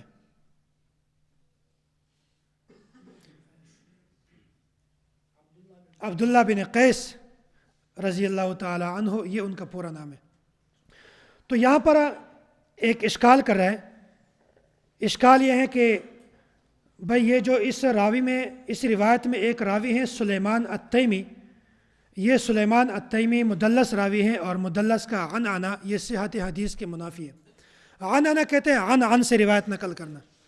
تو فرماتے ہیں کہ یہ جو راوی ہیں سلیمان التیمی یہ مدلس راوی ہیں، اس کا عن سے روایت کرنا یہ ٹھیک نہیں ہے، غلط ہے، یہ صحت حدیث کے بالکل منافی ہیں. تو ہم تو پہلا جواب ان کو یہ دیتے ہیں کہ بھائی آپ لوگوں کی عادت ہے، آپ لوگوں کے پاس شروع سے ہی ایک ٹرک محفوظ ہے، آپ نے جہاں بھی جانا ہے اس کی کھڑکی ضرور کھولنی ہے. تو یہاں پر کہتے ہیں کہ بھئی یہ جو راوی ہیں یہ مدلس ہیں. تو ہم کہتے ہیں کہ بھئی کیا صحیحین کا بھی اس طرح مدلس راوی جو عن سے روایت کرتے ہیں کیا وہ بھی ناقابل قبول ہے؟ صحیحین کا بھئی جو مدلس راوی ہیں ایک صحیحین میں ہوتا ہے ایک غیر صحیحین میں ہے. تو ہم کہتے ہیں کہ یہ اصول جو آپ بیان کرتے ہیں کہ یہ صحت حدیث کے منافی ہیں، یہ صحیحین میں بھی یہ اصول چلتا ہے. وہ کہتے ہیں نہیں بھئی وہ اس میں تو نہیں چلتا، آپ ان کو ایک تپڑ لگاؤ کہ بھئی آپ کیوں آپ نے پہلے کہا تھا کہ یہ نہیں چلتا ہے. اس کی مثال ایسے ہے جیسے وہ ایک پولیس نے ایک بندے کو روکا راستے میں، اس سے کہا تھا بھئی شناختی کارڈ ہے، اس نے جیب سے شناختی کارڈ نکالا. تو پولیس والے نے اس کو تپڑ لگایا، کہہ رہے میں نے تو کہا تھا ہے آپ نے نکالا کیوں ہے؟ تو اس نے دوبارہ جیب میں ڈال دیا، اس نے پھر تپڑ لگایا، کہہ رہا جب تھا تو واپس رکھا کیوں ہے؟ تو یہ بھی ایسے ایک عجیب قوم ہے. تو یہ کہتے ہیں بھئی یہ اعتراض ہے. بھئی اعتراض کا صحیح ہے میں بھی اعتراض ہے؟ نہیں بھئی صحیح میں اعتراض نہیں ہے تو اس کو دوبارہ تپڑ لگاؤ. ان کو قاعدے کا پتہ بھی ہے، اصول کا پتہ بھی ہے، لیکن وہ بھی دوبارہ پھر بھی ایسے اعتراض کرتے ہیں. تو یہ باز آنے والے لوگ نہیں ہیں. تو یہ بات آپ ذہن میں رکھ لیں کہ صحیحین کا جو مدلس ہیں اس کا جو حدیث ہے یہ صحت حدیث کے منافی ہے یا نہیں ہے، اس کا عن صحت حدیث کے منافی ہے یا نہیں ہے. امام نووی رحمۃ اللہ علیہ فرماتے ہیں ان ما کان فی الصحیحین عن المدلسین بعن ونحوها فمحمول على ثبوت السماع من جہت اخرى، کہ یہاں پر جو صحیحین کے مدلس کی جو تدلیس ہوتی ہے یہ عند المحدثین یہ صحت حدیث کے منافی نہیں ہے. اعتراض نمبر 2 یہ ہے کہ یہ جو ہم نے حدیث پیش کی ہیں وَإِذَا قَرَأَ فَأَنصِتُوا، باطل یہ اعتراض کرتے ہیں کہ یہ جو فَأَنصِتُوا کا لفظ ہیں یہ شاذ ہے. وَإِذَا قَرَأَ فَأَنصِتُوا یہ لفظ کیا ہے؟ شاذ ہے. شاذ کسے کہتے ہیں؟ شاذ کا یہ مطلب ہے میں آپ کے سامنے بیٹھا ہوں، آپ کے کلاس والے سارے کہتے ہیں کہ آج کا سبق جو ہے یہ پیر زادہ نے ہمیں پڑھایا ہے، ترک قرات خلف امام والا سبق جو ہے پیر زادہ نے ہمیں پڑھایا ہے. سامنے جو ہیں علامہ صاحب ملا جامی کہتے ہیں کہ یہ جو سبق ہیں یہ مفتی شبیر صاحب نے پڑھایا ہے. اب سارے علماء کرام اس بات پر متفق ہیں کہ سبق میں نے پڑھایا ہے، یہ اس کی مخالفت کرتا ہے. کیا کہتے ہیں کہ بھئی یہ سبق جو مفتی شبیر صاحب نے پڑھایا ہے میں اس بات کو نہیں مانتا. تو یہ جو اس کی مخالفت ہیں تمام ثقات کی مخالفت کرتا ہے، اس کو شاذ کہتے ہیں. ایک ہوتا ہے زیادت ثقہ. زیادت ثقہ کسے کہتے ہیں؟ مثلا آپ پوری جماعت والے کہتے ہیں کہ آج سبق تو پیر زادہ نے پڑھایا ہے، لیکن سامنے جو امیر صاحب بیٹھے وہ کہتے ہیں کہ ہاں پڑھایا تو ہے لیکن آج تو پگڑی بھی پہنی ہوئی تھی، آج واسکٹ بھی پہنا ہوا تھا. تو یہ جو انہوں نے بات کی ہے یہ آپ لوگوں کے خلاف بات کی ہے یا نہیں کی ہے؟ آپ لوگوں کے خلاف تو نہیں ہے. پڑھایا تو میں نے ہے وہ تو یہ بھی مانتے ہیں، لیکن انہوں نے ایک اضافہ کیا ہے جو اضافہ آپ لوگوں کے خلاف نہیں ہے. یہ سو کہتے ہیں زیادت ثقہ. فرماتے ہیں کہ یہ جو فرماتے ہیں وَإِذَا قَرَأَ فَأَنصِتُوا یہ کیا ہے؟ شاذ ہے. ہم کہتے ہیں شاذ نہیں ہے مولانا، یہ کیا ہے؟ زیادت ثقہ ہے. اور صحیح بخاری میں یہ موجود ہے وَالزِّيَادَةُ مَقْبُولَةٌ، ثقہ کی جو زیادتی ہے وہ کیا ہے؟ مقبول ہے. دوسری بات کیا ہے؟ ان زیادت من الثقۃ مقبولۃ مستدرک علی الصحیحین الحاکم میں یہ موجود ہے کہ ثقہ کی جو زیادتی ہوتی ہے یہ مقبول ہوتی ہے. تو لہٰذا یہ شاذ نہیں ہے، یہ زیادت ثقہ ہے، یہ ہمارے نزدیک کیا ہے؟ مقبول ہے. دوسری بات، اگر آپ کہہ دیں کہ بھائی یہ شاذ ہیں تو ایک منٹ کے لیے ہم مان لیتے ہیں کہ چلو یہ زیادت ثقہ نہیں ہے، اس کو شاذ قرار دیں. تو اس کو تو متابعات بھی موجود ہیں. یہاں پر 3 راویوں کے نام ہم نے لکھے ہیں، امام ابو عبیدہ الحداد رحمہ اللہ, عمر بن عامر رحمہ اللہ اور سعید بن ابی عروبہ رحمہ اللہ, یہ 3 راوی جو ہیں یہ حضرت ابو قتادہ رضی اللہ تعالیٰ عنہ کے شاگرد ہیں, اور حضرت سلیمان التیمی رحمۃ اللہ علیہ ان کے کلاس فیلو ہیں اور دوست ہیں. تو لہٰذا اگر شاذ بھی مان لیں تو ہم کہتے ہیں کہ بھائی یہ 3 متابع موجود ہیں, یہ 3 لوگ ایسے ہیں جو ان کی تائید کرتے ہیں, ان سے بھی وہی روایت منقول ہیں اور اس میں بھی بعینی ہی وہی الفاظ موجود ہیں, تو یہ تو شاذ نہیں ہوا. تو لہٰذا آپ کا اس طرح اعتراض کرنا اور سلیمان التیمی پر اس طرح جھوٹا اور اس طرح غلط بہتان لگانا, یہ آپ کو زیبا نہیں کرتا, آپ کے شان کے لائق نہیں ہے. حدیث نمبر 2 میں حضرت ابو ہریرہ رضی اللہ تعالیٰ عنہ فرماتے ہیں, قال رسول اللہ صلی اللہ علیہ وسلم انما جعل الامام لیؤتم به فاذا كبر فكبروا واذا قرأ فانصتوا واذا قال غیر المغضوب علیہم ولا الضالین فقولوا آمین. تحقیق السند اسنادہ صحیح علی شرط البخاری و مسلم. مولانا یہاں پر بھی ایک بات آپ ذہن میں رکھ لیں کہ اس تحقیق السند صحیح علی شرط البخاری و مسلم, اس سے وہ علی شرط البخاری و مسلم مراد نہیں ہے. ایک مرتبہ عطا اللہ شاہ بخاری رحمۃ اللہ علیہ کے پاس کچھ علماء بیٹھے تھے, مفسرین بیٹھے تھے, فقہاء بیٹھے تھے, بڑے بڑے علماء کرام بیٹھے تھے. تو وہاں پر عطا اللہ شاہ بخاری رحمۃ اللہ علیہ نے ان کے لیے چائے منگوائی ہے. چائے آ گئی ہے, تو چائے آنے کے بعد حضرت نے فرمایا کہ چائے پی لو, یہ اشائی جو ہے یہ بہت اچھی مشروبات میں سے ہے. فرمایا کہ آپ نے تو پہلے کبھی اس کی تعریف نہیں کی ہے, کہ آپ نے ابھی کیوں کہا کہ یہ چائے جو ہے یہ بہت اچھی مشروبات میں سے ہیں, اس کو پی لیں, آپ اتنی تاکید کیوں کرتے ہیں؟ فرماتا ہے کہ رواہ البخاری و مسلم, الشائی خیر من هذه المشروبات, یہ چائے جو ہیں یہ تمام مشروبات میں بہتر ہیں. کیوں بھائی؟ رواہ البخاری و مسلم. اب وہ کہتے ہیں کہ حضرت یہ بخاری اور مسلم میں کہاں پر لکھا ہوا ہے؟ ہمیں کوئی روایت دکھا ہوا نا, یہ کہاں پر لکھا ہوا ہے کہ یہ بہت اچھی مشروبات میں سے ہیں؟ حضرت نے فرمایا کہ آپ چائے تو پی لو, بعد میں بتا دیتا ہوں. انہوں نے بہت اصرار کیا لیکن بتایا نہیں ہے. چائے پی لی ہے, اس کے بعد بتایا کہ حضرت ابھی تو بتا دو, چائے یہاں پر پسی ہوئی ہے, یہ روایت کہاں پر ہے؟ ہم تو اتنے سالوں سے یہ کتابیں پڑھاتے ہیں, ہم نے تو کبھی مسلم میں نہیں دیکھا, کبھی صحیح بخاری میں نہیں دیکھا, یہ کہاں پر لکھا ہوا ہے؟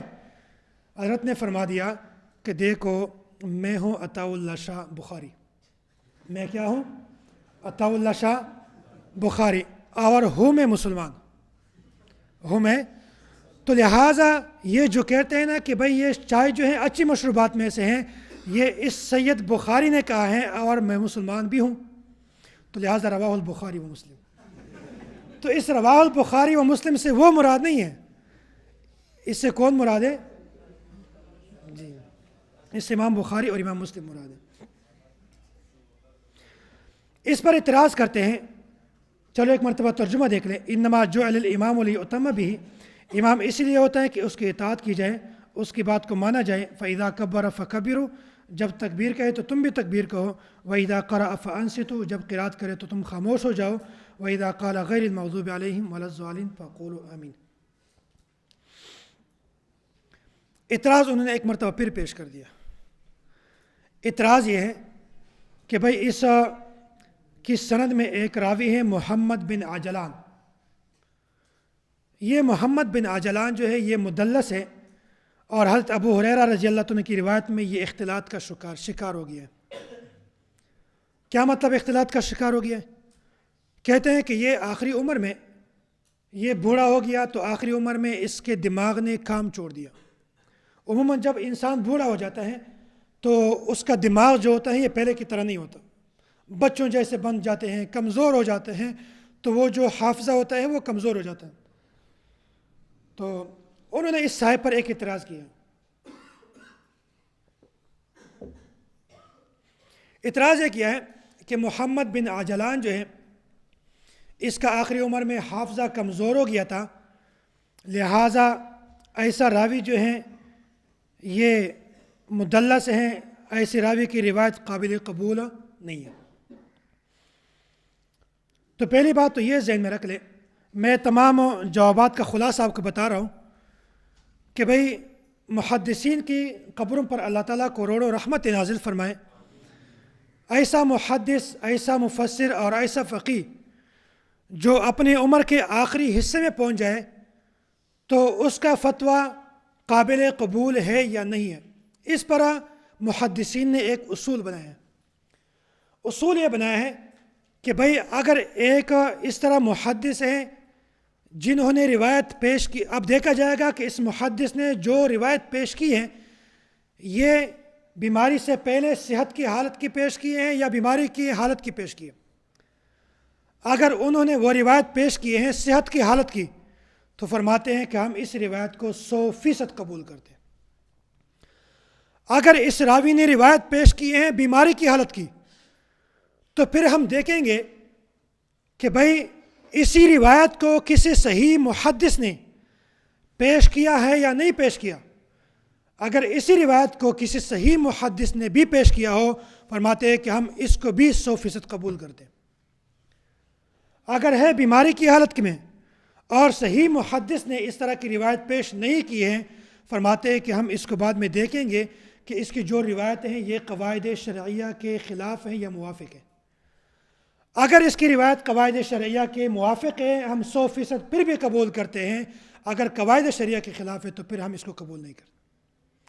تو یہاں پر جو ہے محمد بن عجلان، اس کے بارے میں آپ کو بتا دوں گا کہ فقہا فرماتے ہیں کہ ان کی جو روایتیں ہیں یہ حالت صحت کی ہے، یہ بیماری سے پہلے کی حالت کی ہیں، یہ بیماری کے وقت کی یہ روایت نہیں ہے. یہ آپ کے فائل میں موجود ہے.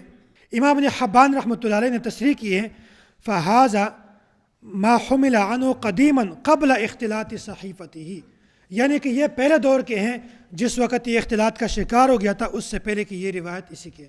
تو اس سے معلوم ہو گیا کہ یہ جو محمد بن عجلان ہیں انہوں نے جو روایت نقل کیا ہے یہ بیماری کی حالت کی نہیں ہے، یا بلکہ یہ بیماری سے پہلے کی حالت کی ہے. دوسری بات یہ ہے کہ حضرت ابو ہریرہ رضی اللہ تعالیٰ عنہ کی یہ روایت کتاب العلل میں امام ترمذی نے نقل کی ہے اور تہذیب و تہذیب میں بھی یہ موجود ہیں کہ یہ روایت جو ہے ان کی بیماری سے پہلے صحت کی حالت کی ہے، بیماری کی حالت کی یہ روایت نہیں ہے. اس سے معلوم ہو گیا کہ آپ لوگوں کا یہ اعتراض کرنا یہ بالکل فضول ہے اور غلط ہے. یہاں پر ایک بات ذہن میں رکھ لیں، سمجھانے کے لیے میں عرض کر دیتا ہوں، اس کو واقعہ سمجھے یا کوئی اور چیز سمجھ لیں. ایک امام صاحب ہیں وہ یہاں پر نماز پڑھا رہے ہیں. تو امام صاحب نے نماز پڑھائی ہے، جامی صاحب میری طرف دیکھ رہے ہیں، میں آپ کی بات نہیں کر رہا. امام صاحب نے نماز پڑھائی ہے تو نماز پڑھانے کے بعد وہ یہاں سے چلا گیا، واش روم گیا، وہاں سے اس کا وضو ٹوٹ گیا تو واپس دوبارہ آ گیا. یہاں پر ایک ساتھی نے کہا تھا کہ بھئی آپ کی نماز جو آپ نے پڑھائی ہے وہ آپ کی نماز نہیں ہوئی. بھائی کیوں نہیں ہوئی ہے؟ آپ نماز کے بعد واش روم گئے ہیں، آپ نے تقاضا کیا ہے تو آپ کا وضو ٹوٹ گیا، لہٰذا آپ کو گزشتہ نماز نہیں ہوئی. لوگ کہیں گے وہ بیوقوف انسان یہ کیا کہہ رہے ہیں، نماز تو پہلے ہوئی ہے، آپ حکم بعد میں لگا رہے ہیں، وضو تو بعد میں ٹوٹا ہے. جس وقت نماز پڑھائی ہے اس وقت تو وضو تھا. اب آپ لوگ اس کے ساتھ کیا کریں گے؟ فوراً یہ امیر صاحب کے حوالے کریں گے، اس کو ناظم صاحب کے کمرے میں پہنچاؤ. جب 5 منٹ تک اس کو خوب ڈنڈے لگیں گے پھر دوبارہ نکلے گا، پھر پوچھو کہ ہاں امام کی نماز ہوئی یا نہیں ہوئی. وہ خوب بتا دے گا کہ امام کی نماز ہوئی ہے. تو یہ جو ہے یہ بھی اس طرح ہے. امام محمد بن عجلان نے روایت نقل کی ہے حالت صحت کی، روایت نقل کر دی ہے، اس کے بعد بیمار ہو گیا، اختلاط کا شکار ہو گیا. اس کے بعد وہ کہتے ہیں کہ بھئی محمد بن عجلان اختلاط کا شکار ہو گیا، لہٰذا پہلے جو اس نے روایت نقل کی ہے وہ روایت غلط ہے. یہ حالت ہے اس کی. اب لہٰذا اس کو ناظم صاحب کے پاس تو پیش نہیں کر سکتے، اس کو ایک تپڑ لگاؤ اور پولیس کے حوالے کرو کہ اس کو 5 دن اب جیل میں رکھو، جیل میں جا کر پتہ کرے کہ محمد بن عجلان کون ہے. وہ انشاءاللہ بتا دیں گے کہ یہ بہت اچھے عالم تھے اور اس طرح اچھا انسان تھا. تو یہ حال ہے کہ بھئی حکم پہلے ہیں، حدیث پہلے کے ہیں، اور بعد میں وہ حکم لگاتے ہیں کہ بھئی پہلے جو حالت صحت ہے اس وقت کی جو روایت ہے وہ صحیح نہیں ہے، غلط ہیں، فلاں ہیں فلاں ہیں. تو فرماتے ہیں کہ اس طرح کی روایات، اس طرح کے اشکالات اپنے پاس رکھو، ہمیں ضرورت نہیں.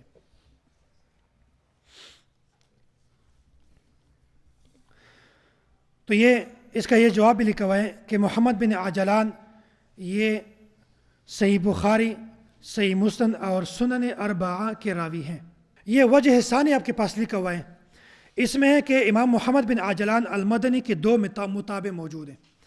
اگر ہم یہ دیکھ لیں کہ چلو اس کی جو روایتیں ہیں یہ صحت کی حالت کی نہیں، بیماری کی حالت کی ہیں، تو کم از کم اس کے مطابق تو موجود ہیں۔ اس کے اپنے ہی 2 روایت ایسے موجود ہیں کہ یہ ہیں خارج بن مصعب، اور اس طرح یحییٰ بن علاء الرازی، یہ سنن الکبریٰ البیہقی جلد نمبر 2 صفحہ نمبر 157 میں یہ موجود ہیں، اور یہ دونوں یہی روایت بیان کرتے ہیں، اختلاط بھی نہیں ہے، صحت بھی ہے، مطابعت بھی موجود ہے۔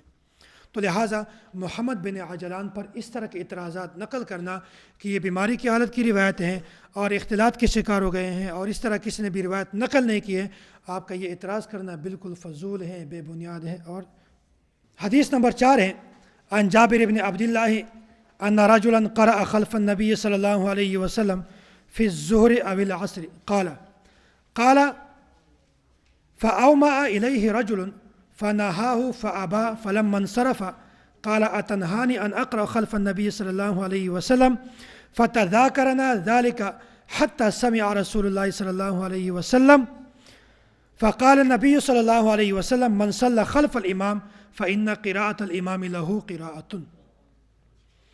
اللہ کے نبی صلی اللہ علیہ وسلم ایک مرتبہ ظہر عصر کی نماز پڑھا رہے تھے، تو وہاں پر ایک آدمی تھا، انہوں نے اللہ کے نبی صلی اللہ علیہ وسلم کے اقتداء میں کیا کیے، قرات کی ہے۔ تو وہاں پر ایک آدمی موجود تھا، انہوں نے اس بندے کو روکا، تو نماز کے اندر ہی اس نے عجیب سا اصرار کیا۔ نماز جب ختم ہو گئی تو انہوں نے اس بندے کو کہا تھا کہ اتنہانی ان اقرأ خلف النبی صلی اللہ علیہ وسلم، کیا آپ مجھے روک رہے ہیں کہ میں اللہ کے نبی کے پیچھے پڑھ رہا ہوں؟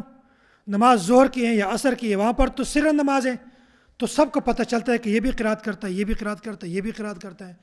تو اس نمازی نے اس کو کہا تھا کہ آپ مجھے روک رہے تھے نماز کے اندر کہ میں اللہ کے نبی کے پیچھے قرات نہ کروں۔ تو یہ مذاکرہ چلتا رہا، یہ بات چلتی رہی، حتیٰ سمع رسول اللہ صلی اللہ علیہ وسلم، اللہ کے نبی نے یہ بات سنی ہے، فرمایا من صلی خلف الامام فإن قراءة الامام له قراءة، جب کوئی آدمی امام کے پیچھے نماز پڑھتا ہو تو امام کی قرات اس کے لیے کافی ہے، اس کے لیے الگ قرات کرنے کی ضرورت نہیں ہے۔ اب یہ روایتیں اس میں صاف موجود ہیں کہ جب امام قرات کرتا ہو تو مقتدی کے لیے قرات کی ضرورت نہیں ہے۔ اب اسی روایت میں امام ابو یوسف رحمۃ اللہ علیہ بھی موجود ہے، اسی روایت میں امام اعظم امام ابو حنیفہ رحمۃ اللہ علیہ بھی موجود ہے۔ اب کسی کے اندر جرأت ہی نہیں ہے کہ وہ امام صاحب پر اعتراض کرے، کسی کے اندر ہمت ہی نہیں ہے کہ وہ امام ابو یوسف رحمۃ اللہ علیہ پر اعتراض کریں، ان کی طرف غلط نظر سے دیکھ رہے ہیں۔ اب ان پر اعتراض تو کر نہیں سکتے تھے، انہوں نے پھر ایک مرتبہ اپنے ٹرک کا کھڑکی کھول دی ہے اور اعتراض کیا ہے، یہ جو روایت ہیں یہ روایت موصول نہیں ہے بلکہ یہ روایت مرسل ہے۔ چلو اس سے پہلے ایک اور بات آپ ذہن میں رکھ لیں، امام ابو یوسف کی بات آ گئی ہے تو امت مسلمہ میں جانشین امت پہلا لقب خلیفۃ الرسول کا یہ حضرت ابوبکر صدیق رضی اللہ تعالیٰ عنہ کو ملا ہے، امیر المؤمنین کا لقب عمر فاروق کو ملا ہے، اور حبر الامہ کا لقب یہ عبداللہ بن عباس رضی اللہ تعالیٰ عنہ کو ملا ہے، اور قاضی القضات چیف جسٹس اس کا لقب سب سے پہلے یہ قاضی امام ابو یوسف رحمۃ اللہ علیہ کو ملا ہے۔ قاضی امام ابو یوسف رحمۃ اللہ علیہ یہ کون تھے، کیسے یہ اسی دینی ماحول میں آئے، کیسے قاضی بن گئے؟ ایک مرتبہ امام ابو حنیفہ رحمۃ اللہ علیہ کے پاس کچھ مہمان آ گئے، تو امام صاحب کے جو کلاس لگتی تھی وہاں پر ایک ہوٹل تھا، تو امام صاحب سے ان لوگوں نے کہا تھا، بڑے بڑے علماء تھے، کہا کہ بھائی آپ یہ ہوٹل والا دودھ بیچ رہے ہیں، چائے بیچ رہے، تو ایک چائنک ہمیں بھی منگوا لیں۔ امام صاحب نے کہا تھا کہ بھائی ایک چائنک دودھ لے آؤ۔ جب ہوٹل والے نے دودھ بھیجا تو امام صاحب نے اس بچے کو دیکھا، جس بچے کے ہاتھ میں وہ چائنک ہے، وہ چائے ڈال رہا تھا، امام صاحب اس کی طرف دیکھ رہے تھے۔ امام صاحب نے اس کے ہاتھوں کے، اس کے حیثیت کو، اس کے اندر اثرات ایسے دیکھ لیے کہ امام صاحب کے ذہن میں آ گیا کہ اس بچے کو پڑھنا چاہیے۔ چلو یہاں پر ایک اور بات بھی آپ ذہن میں رکھ لیں کہ امام صاحب نے اس بچے کو دیکھا، شکل سے نظر آ گیا کہ بھائی اس کو پڑھنا چاہیے۔ تو یہ جو حضرت معاویہ رضی اللہ تعالیٰ عنہ ہے، ایک مرتبہ حضرت معاویہ رضی اللہ تعالیٰ عنہ کے والد حضرت ابو سفیان رضی اللہ تعالیٰ عنہ اور ابو سفیان کی بیوی حضرت ہند رضی اللہ تعالیٰ عنہ، یہ آپس میں بیٹھے ہوئے تھے، باتیں کر رہے تھے، تو اس وقت ان کا بیٹا معاویہ رضی اللہ تعالیٰ عنہ تشریف فرماتے. تو ابو سفیان نے دیکھا ان کی طرف اور کہا کہ بھائی میں اس میں دیکھ رہا ہوں کہ یہ اپنے قوم کا سردار ہوگا. بھائی کیسے سردار ہوگا؟ بھائی میرے بیٹے کا جو سر ہے یہ سر بہت بڑا ہے. اس وقت یہ محاورہ چلتا رہا کہ بھائی جس آدمی کا سر بڑا ہو تو لوگ سمجھتے تھے کہ یہ بندہ سمجھدار ہوگا، یہ بندہ حکمران بن سکتا ہے. تو انہوں نے جب اس کی طرف دیکھا فرمایا کہ یہ تو حکمران بنے گا، یہ اپنے قوم کا سردار بنے گا. تو اس کے بعد اس کی بیوی نے کہا تھا کہ اگر یہ قوم نہیں، اگر یہ پورے عرب کا سردار نہ بنا تو اس کی ماں اس پر روئے گی. تو یہ بنا کہ یہ پورے عرب کا سردار بن گیا. 19 سال تک انہوں نے خلافت کی. آج کل لوگ کہتے ہیں کہ حضرت امیر معاویہ رضی اللہ تعالی عنہ کی جو والدہ ہیں یہ صحابیہ نہیں ہے، حالانکہ صحابیہ ہے. اللہ کے نبی صلی اللہ علیہ وسلم کے ازواج مطہرات میں سے ام حبیبہ رضی اللہ تعالی عنہ اس کی والدہ ہیں. حضرت ام حبیبہ رضی اللہ تعالی عنہ حضرت معاویہ رضی اللہ تعالیٰ عنہ کی بہن ہے.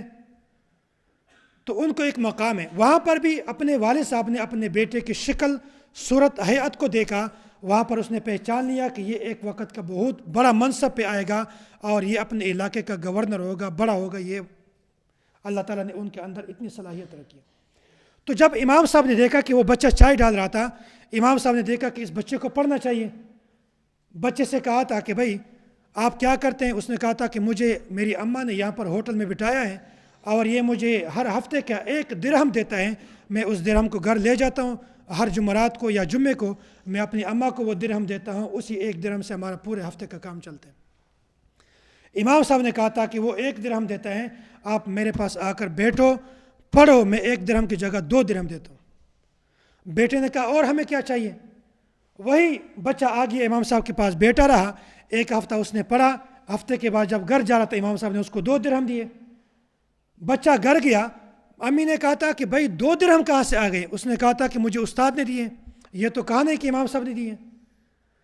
اب جب استاد کی بات اماں نے سنی ہے، اماں صبح آئی ہوٹل والے کے پاس کہ آپ کی بہت بڑی مہربانی ہے، آپ نے ایک یتیم کا خیال رکھا ہے، آپ کا بہت احسان کیا آپ نے ہمارے اوپر، آپ نے 2 درہم دیے. اس نے کہا میرے کول نہیں پڑتا، وہ مولوی کول بیٹھا ہوا ہے. تو یہ تو مولوی کے پاس بیٹھا ہوا ہے، میرے پاس تو نہیں آتا 1 ہفتے سے. وہ اس کی والدہ آ گئی امام صاحب کے پاس اور جھگڑنے لگی اور امام صاحب سے کہا تھا تم مولوی ہو، آج تو کہتے ہو، پتہ نہیں کل کہاں سے کہو گے، پتہ نہیں کل کیا حال ہوگا. آپ میرے بچے کو چھوڑ دے، یہاں نہیں پڑھتا. اس نے بچے کو اٹھایا، دوبارہ اس ہوٹل والے کے پاس بٹھایا. ہوٹل والے کے پاس بیٹھا رہا. پھر ایک مرتبہ امام صاحب کے مہمان آ گئے، بچہ پھر آ گئے چائے ڈالنے کے لیے. امام صاحب نے کہا تھا کہ بھائی بیٹا میں آپ کو 2 کی بجائے 5 درہم دیتا ہوں، آپ میرے پاس آ کر پڑھ لیا کرو.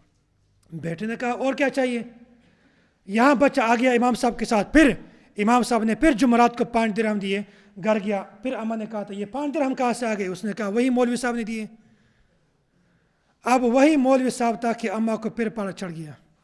وہ اماں پھر آ گئی ہے، امام صاحب کے پاس بیٹھے رہی اور امام صاحب کے ساتھ جھگڑنے لگی ہے کہ بھائی تم نے میرے بیٹے کو یہاں کیوں بٹھایا ہے. جھگڑنے لگی. امام صاحب کے گریبان کو پکڑا ہے، سخت غصے میں تھی.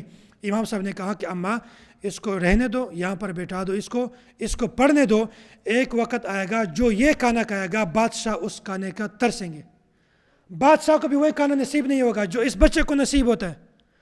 وقت آ گیا کہ امام ابو یوسف رحمۃ اللہ علیہ آج بھی قاضی القضات کے نام سے جانے جاتے ہیں. اور یہی امام ابو یوسف رحمۃ اللہ علیہ ہیں جب چیف جسٹس بنے ہیں تو یہ ہارون الرشید کی جو سلطنت تھی یہ اتنی بڑی خلافت تھی، بڑی سلطنت تھی کہ تاریخ میں لکھا ہوا ہے کہ اس کی سلطنت میں سورج بھی غروب نہیں ہوتا تھا. یعنی کہ بغداد اور مراکش کی چوٹیوں سے لے کر روس تک وہاں تک ان کی حکومت تھی. تو خلیفہ ہارون الرشید نے ان کو مغزیات پیش کیے. قاضی امام ابو یوسف کو مغزیات پیش کیے ہیں، بادام پیش کیے ہیں، پستہ پیش کیا، فالودہ پیش کیا اور فرمایا کہ یہ چیزیں ہمیں ہفتے میں 1 مرتبہ حکومت کی جانب سے ملتی ہے، آپ کو روزانہ ملے گی. یہاں پر امام ابو یوسف رحمۃ اللہ علیہ روئے اور فرمایا کہ رحمہ اللہ علی ابی حنیفہ، اللہ میرے امام پر، میرے ابو پر رحم فرمائے کہ جس نے یہ بات کی ہے، کاش اگر میرے امام صاحب ابھی زندہ ہوتے تو کتنے خوش ہوتے. تو یہ اس وقت کی بات ہے. اب امام صاحب نے یہ بات کیوں کہی ہے کہ ایک وقت آئے گا اس کو اللہ تعالیٰ وہاں سے رزق دے گا جس کے لیے لوگ حیران ہو جائیں گے، لوگ ترسیں گے، لیکن اس کو فراوانی سے ملے گا. امام صاحب تو نہ پیغمبر تھے نہ صحابی تھے، تو انہوں نے یہ بات کیسے نقل کی ہے؟ نہ تو وحی کے ذریعے اس کو آئی ہے نہ پیغمبر سے سنا ہے۔ تو فرماتے ہیں کہ امام صاحب نے ایک حدیث سے استدلال کیا۔ امام صاحب نے حدیث سے استدلال کیا من تفقہ فی دین اللہ کفاہ اللہ ہم ورزقہ من حیث لا یحتسب، جو آدمی علم فقہ میں ماہر بنے گا تو اس کو اللہ تعالیٰ سے رزق وہاں سے دے گا کہ جس کا وہاں سے گمان میں بھی نہیں ہوگا، جس کا وہم و گمان میں بھی نہیں ہوگا، اللہ تعالیٰ وہاں سے رزق دے گا۔ تو دیکھو وہ خوراک ان بچوں کو ملتا ہے جو بادشاہ کو بھی نصیب نہیں ہوتا۔ تو یہی بات ہے، اگر اس وقت امام صاحب زندہ ہوتے تو امام صاحب کتنے خوش ہوتے ہیں۔ لیکن امام ابو یوسف رحمۃ اللہ فرماتے ہیں کہ رحمہ اللہ علی ابی حنیفہ، اللہ تعالیٰ میرے امام صاحب میرے استاد پر رحم فرمائے، جب میں اتنا چھوٹا تھا انہوں نے مجھے اس وقت میری والدہ کو یہ بات بتائی تھی کہ اماں جان اس کو چھوڑ دیں، ایک وقت آئے گا کہ ان کو وہ غذا ملے گا جو بادشاہوں کو نہیں ملتا۔ تو یہ امام صاحب نے اس حوالے سے بات بتائی ہے۔ تو یہ اعتراض ہے، یہ حدیث ہے، اس پر ایک اعتراض ہے۔ اعتراض کیا ہے؟ انہوں نے امام صاحب پہ تو اعتراض کر نہیں سکتے، امام ابو یوسف پہ اعتراض کر نہیں سکتے، انہوں نے اعتراض کر دیا کہ بھئی یہ روایت موصول نہیں ہے بلکہ مرسل ہے، روایت موصول نہیں ہے۔ بھائی امام صاحب نے اس روایت کو موصولا نقل کیا ہے، اس کی سند کو اللہ کے نبی صلی اللہ علیہ وسلم تک پہنچائی ہے، حالانکہ یہ روایت موصولا نہیں ہے بلکہ مرسل ہے، تابع تک اس کا سند پہنچتا ہے۔ ہم کہتے ہیں، میں جوابات کا صرف خلاصہ بیان کرتا ہوں کہ بھئی دیکھو یہ روایت جو ہے یہ مرسلن بھی منقول ہے، موصولاً بھی ہے، دو مرتبہ ہے، دونوں طرح کا ہے۔ یہ روایت مرسل بھی ہے موصول بھی ہے۔ موصول میں تو اختلاف نہیں ہے، مرسل میں اگر آپ دیکھ لیں تو دیکھ لو یہ اللہ کے نبی صلی اللہ علیہ وسلم کا یہ فتویٰ ہے۔ اب فتویٰ جب کوئی نقل کرتا ہے تو فتویٰ نقل کرنے میں کوئی سند کی ضرورت نہیں ہوتی۔ دوسری بات، حضرت ابو ہریرہ رضی اللہ تعالیٰ عنہ جب اس طرح کا کوئی روایت نقل کرتے تھے، فتویٰ نقل کرتے تھے، تو فرماتے تھے قال رسول اللہ صلی اللہ علیہ وسلم۔ اور حضرت ابوبکر صدیق رضی اللہ تعالیٰ عنہ جب فتویٰ نقل کرتے تھے فرماتے قال ابو بکر۔ تو اب فتویٰ نقل کر رہے ہیں ابوبکر صدیق رضی اللہ تعالیٰ عنہ، کیا وہ حدیث نہیں ہے؟ اگر اللہ کے نبی صلی اللہ علیہ وسلم تک سند نہیں جاتا تو کیا وہ حدیث نہیں ہے؟ حدیث ہیں، لیکن فتویٰ بیان کیا ہے، فتویٰ بیان کرنے میں سند بیان کرنے کی ضرورت نہیں ہے۔ ہم فرماتے ہیں امام ابو حنیفہ رحمۃ اللہ علیہ نے فتویٰ بیان کے لحاظ سند بیان کرنے کی ضرورت نہیں ہے۔ چلو آگے ہے احادیث موقوفہ۔ احادیث موقوفہ جو ہے یہ صحابہ کرام کے فتوے کو کہتے ہیں۔ صحابہ کرام کا فتویٰ ہے، یہاں پر ہے حضرت ابوبکر صدیق، عمر فاروق، عثمان، کانو ینہون عن القراءۃ خلف الامام، یہ تمام ائمہ جو تھے، یہ تمام جو صحابہ کرام تھے، یہ مقتدی کو امام کے پیچھے قرات کرنے سے منع فرماتے تھے۔ اگلی روایت میں ہے من قرأ خلف الامام فقد اخطأ الفطرہ، جس نے امام کے پیچھے قرات کر دی ہے اس نے فطرت کی خلاف ورزی کی ہے۔ فطرت کیا ہے؟ آپ لوگ یہاں سے جاتے ہیں ہمارے محتمم صاحب مولانا خبیب صاحب دامت برکاتہم کے پاس کہ استاد جی ہمیں چھٹی دے دیں، تو آپ لوگ سارے جائیں گے یا کسی ایک کو امیر بنا کر وہ جائے گا؟ ہاں، اگر امیر جائے گا تو یہ فطرت کے برحق ہے، یہی فطرت ہے۔ آپ سارے جائیں گے، وہ کہتے ہیں 2 دن چھٹی دو، وہ کہتے ہیں 3 جمعرات کو دو، منگل کو دو، ہفتے کو دو، فلاں دو فلاں دو، تو یہ فطرت کے خلاف ہے۔ تو یہاں پر فرمایا تھا کہ من قرأ خلف الامام فقد اخطأ الفطرہ، جس نے امام کے پیچھے اقتداء کی ہے اس نے فطرت کی خلاف ورزی کی ہے۔ کیوں؟ ہم نے اللہ کے حضور دعا کرنا ہے، اللہ کے حضور سوال کرنا ہے، تو پھر اللہ کے حضور ہم سارے بولیں گے یا ایک بولے گا؟ جماعت کے ساتھ کرے ہیں، امام بولے گا یا سارے بولیں گے؟ اگر سارے بولیں گے یہ فطرت کے خلاف ہے، اگر امام بولے گا تو یہی فطرت ہے۔ آگے ہیں احادیث مقطوعہ۔ اس کے بعد ہے جمہور کا موقف۔ جمہور کا موقف کا مطلب کیا ہے؟ آپ عوام کو سمجھائیں گے تو وہ کہہ دیں گے جمہور کیا ہے۔ تو پہلی بات یہ ہے کہ اللہ کے نبی صلی اللہ علیہ وسلم جب کسی کام سے منع فرماتے ہیں تو اس پر اکثریت فقہا، اس پر اکثر اولیاء کرام، مفسرین، محدثین کا اتفاق ہوتا ہے، اس کو کہتے ہیں جمہور۔ تو یہاں پر بھی امام ابو داود رحمۃ اللہ علیہ نے اجماع میں جو روایت نقل کی ہے، آگے جو اس روایت کا آخری لفظ ہے وہ دیکھو، حین سمعوا ذلک من رسول اللہ صلی اللہ علیہ وسلم، تو فرماتے ہیں کہ جب اللہ کے نبی صلی اللہ علیہ وسلم سے انہوں نے یہ بات سنی کہ تم نے امام کے پیچھے قرات نہیں کرنا، فرماتے ہیں کہ حین سمعوا، اس وقت یہ تمام لوگ جو تھے یہ امام کے پیچھے قرات کرنے سے رک گئے۔ تو یہ جو ہے جمہور کا موقف ہے، یہ سارا آپ کے سامنے آ گیا۔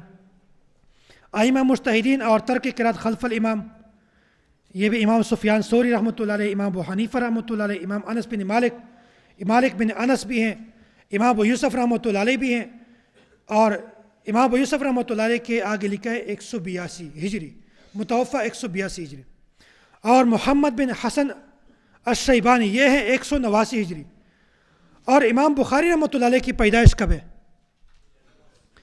194 ہجری، 194 ہجری۔ تو 194 اور 182 کے درمیان کتنا فرق ہے؟ 12 سال فرق ہے۔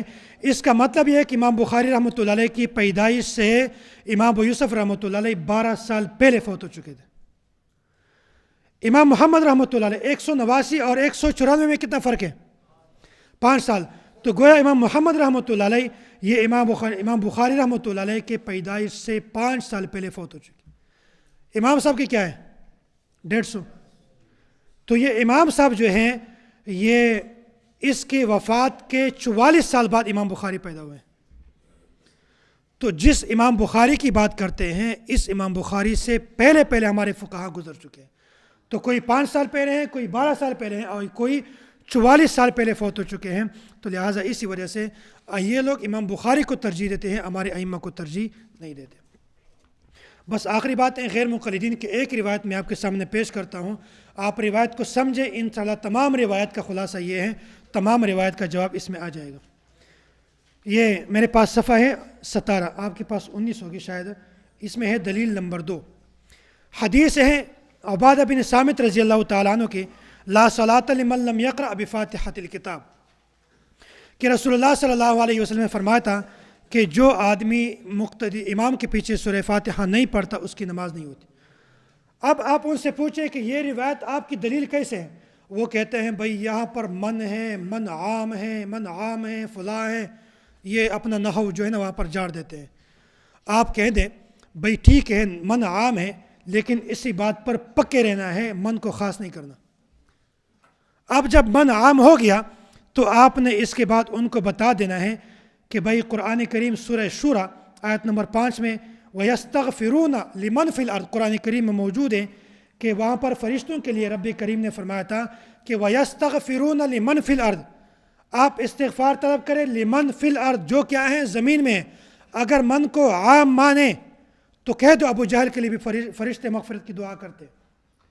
اگر من عام ہے تو پھر کہہ دو شداد کے لیے بھی فرشتے مغفرت کی دعا کرتے ہیں۔ اگر من عام ہے تو پھر کہہ دو کہ بھئی فرعون کے لیے بھی فرشتے دعا کرتے ہیں۔ وہ کہتے ہیں بھائی من ہے تو عام، لیکن جہاں پر یہ من شریعت کے دلائل سے ٹکرائے گا وہاں پر من کو ہم خاص قرار دیں گے۔ تو یہاں پر بھی ہم کہتے ہیں کہ من جو ہے عام نہیں ہے بلکہ من خاص ہے۔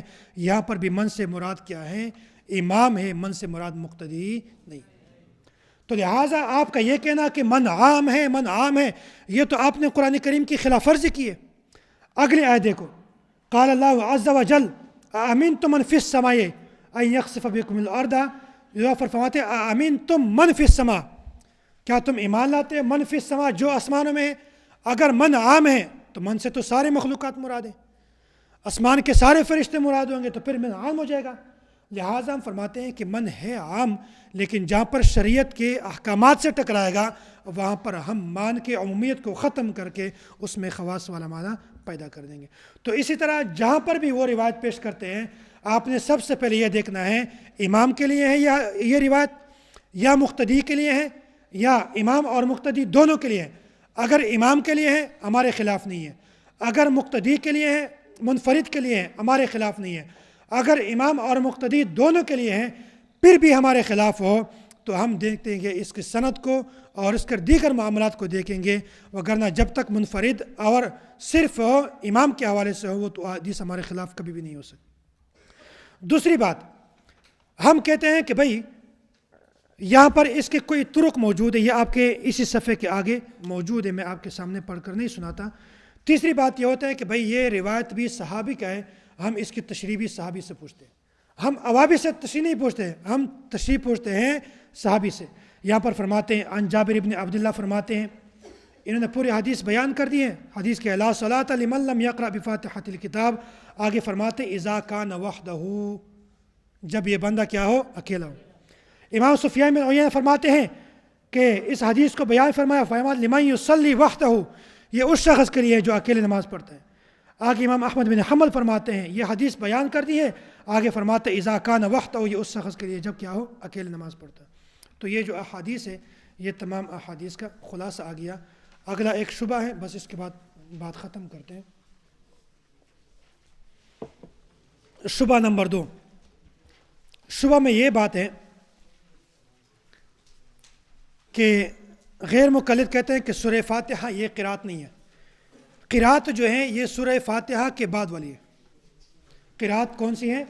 سورہ فاتحہ کے بعد والی ہیں. تو ہم یہاں پر کہہ دیں گے کہ اللہ آپ کا بھلا کرے.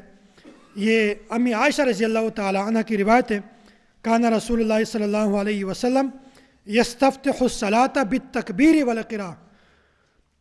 یستفتح الصلاۃ بالتکبیر، نماز کو تکبیر سے شروع کرتے تھے، والقراءۃ بالحمد للہ رب العالمین، اور قرات کو الحمد سے شروع فرماتے.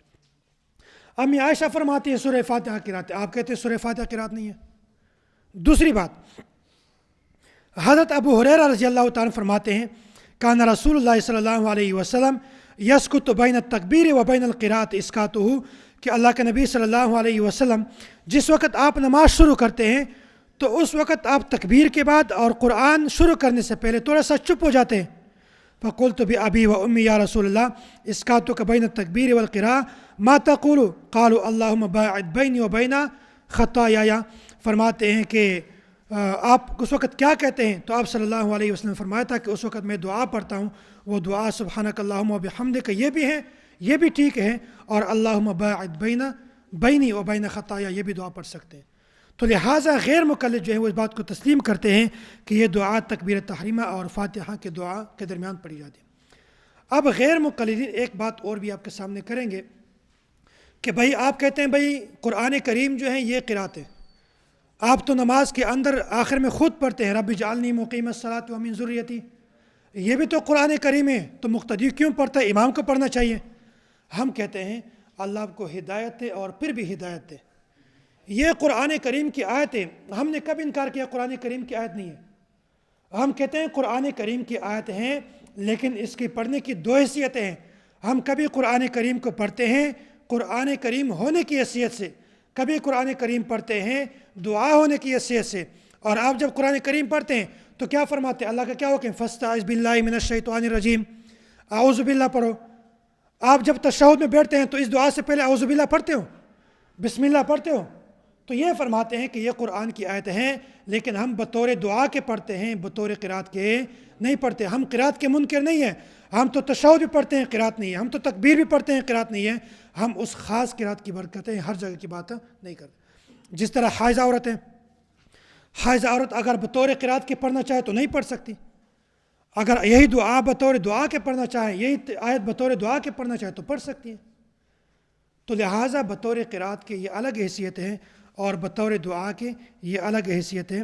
اس میں ایک اور بات بتاتا ہوں کہ آپ نے اگر آپ زبان سے یہ کہتے ہیں فرعون، تو فرعون کے لفظ پر آپ کو نیکیاں ملتی ہیں؟ نہیں ملتی. آپ قرآن کریم میں یہ آیت پڑھ لیں، وہاں پر فرعون کا لفظ جب آ گیا تو وہاں پر آپ کو 10 نیکی ملے گی، عین پر 10 نیکی ملے گی، را پر 10 ہیں، واو پر 10 ہیں، نون پر 10 ہے، یعنی کہ فرعون کے لفظ پر آپ کو 50 نیکی ملتی ہیں. تو ہم کہتے ہیں فرعون، اگر فرعون کی نیت سے پڑھے ثواب نہیں ملتا. اگر فرعون کا لفظ قرآن میں پڑھے قرآن کی حیثیت سے تو اس پر اللہ تعالیٰ آپ کو 50 نیکیاں دیتے ہیں. اللہ تعالیٰ ہم سب کو خوش رکھیں، خوش و خرم رکھیں. اللہ تعالیٰ ہم سب کو اس پر عمل کرنے کی توفیق عطا فرمائے. وآخر دعوانا الحمدللہ رب العالمین.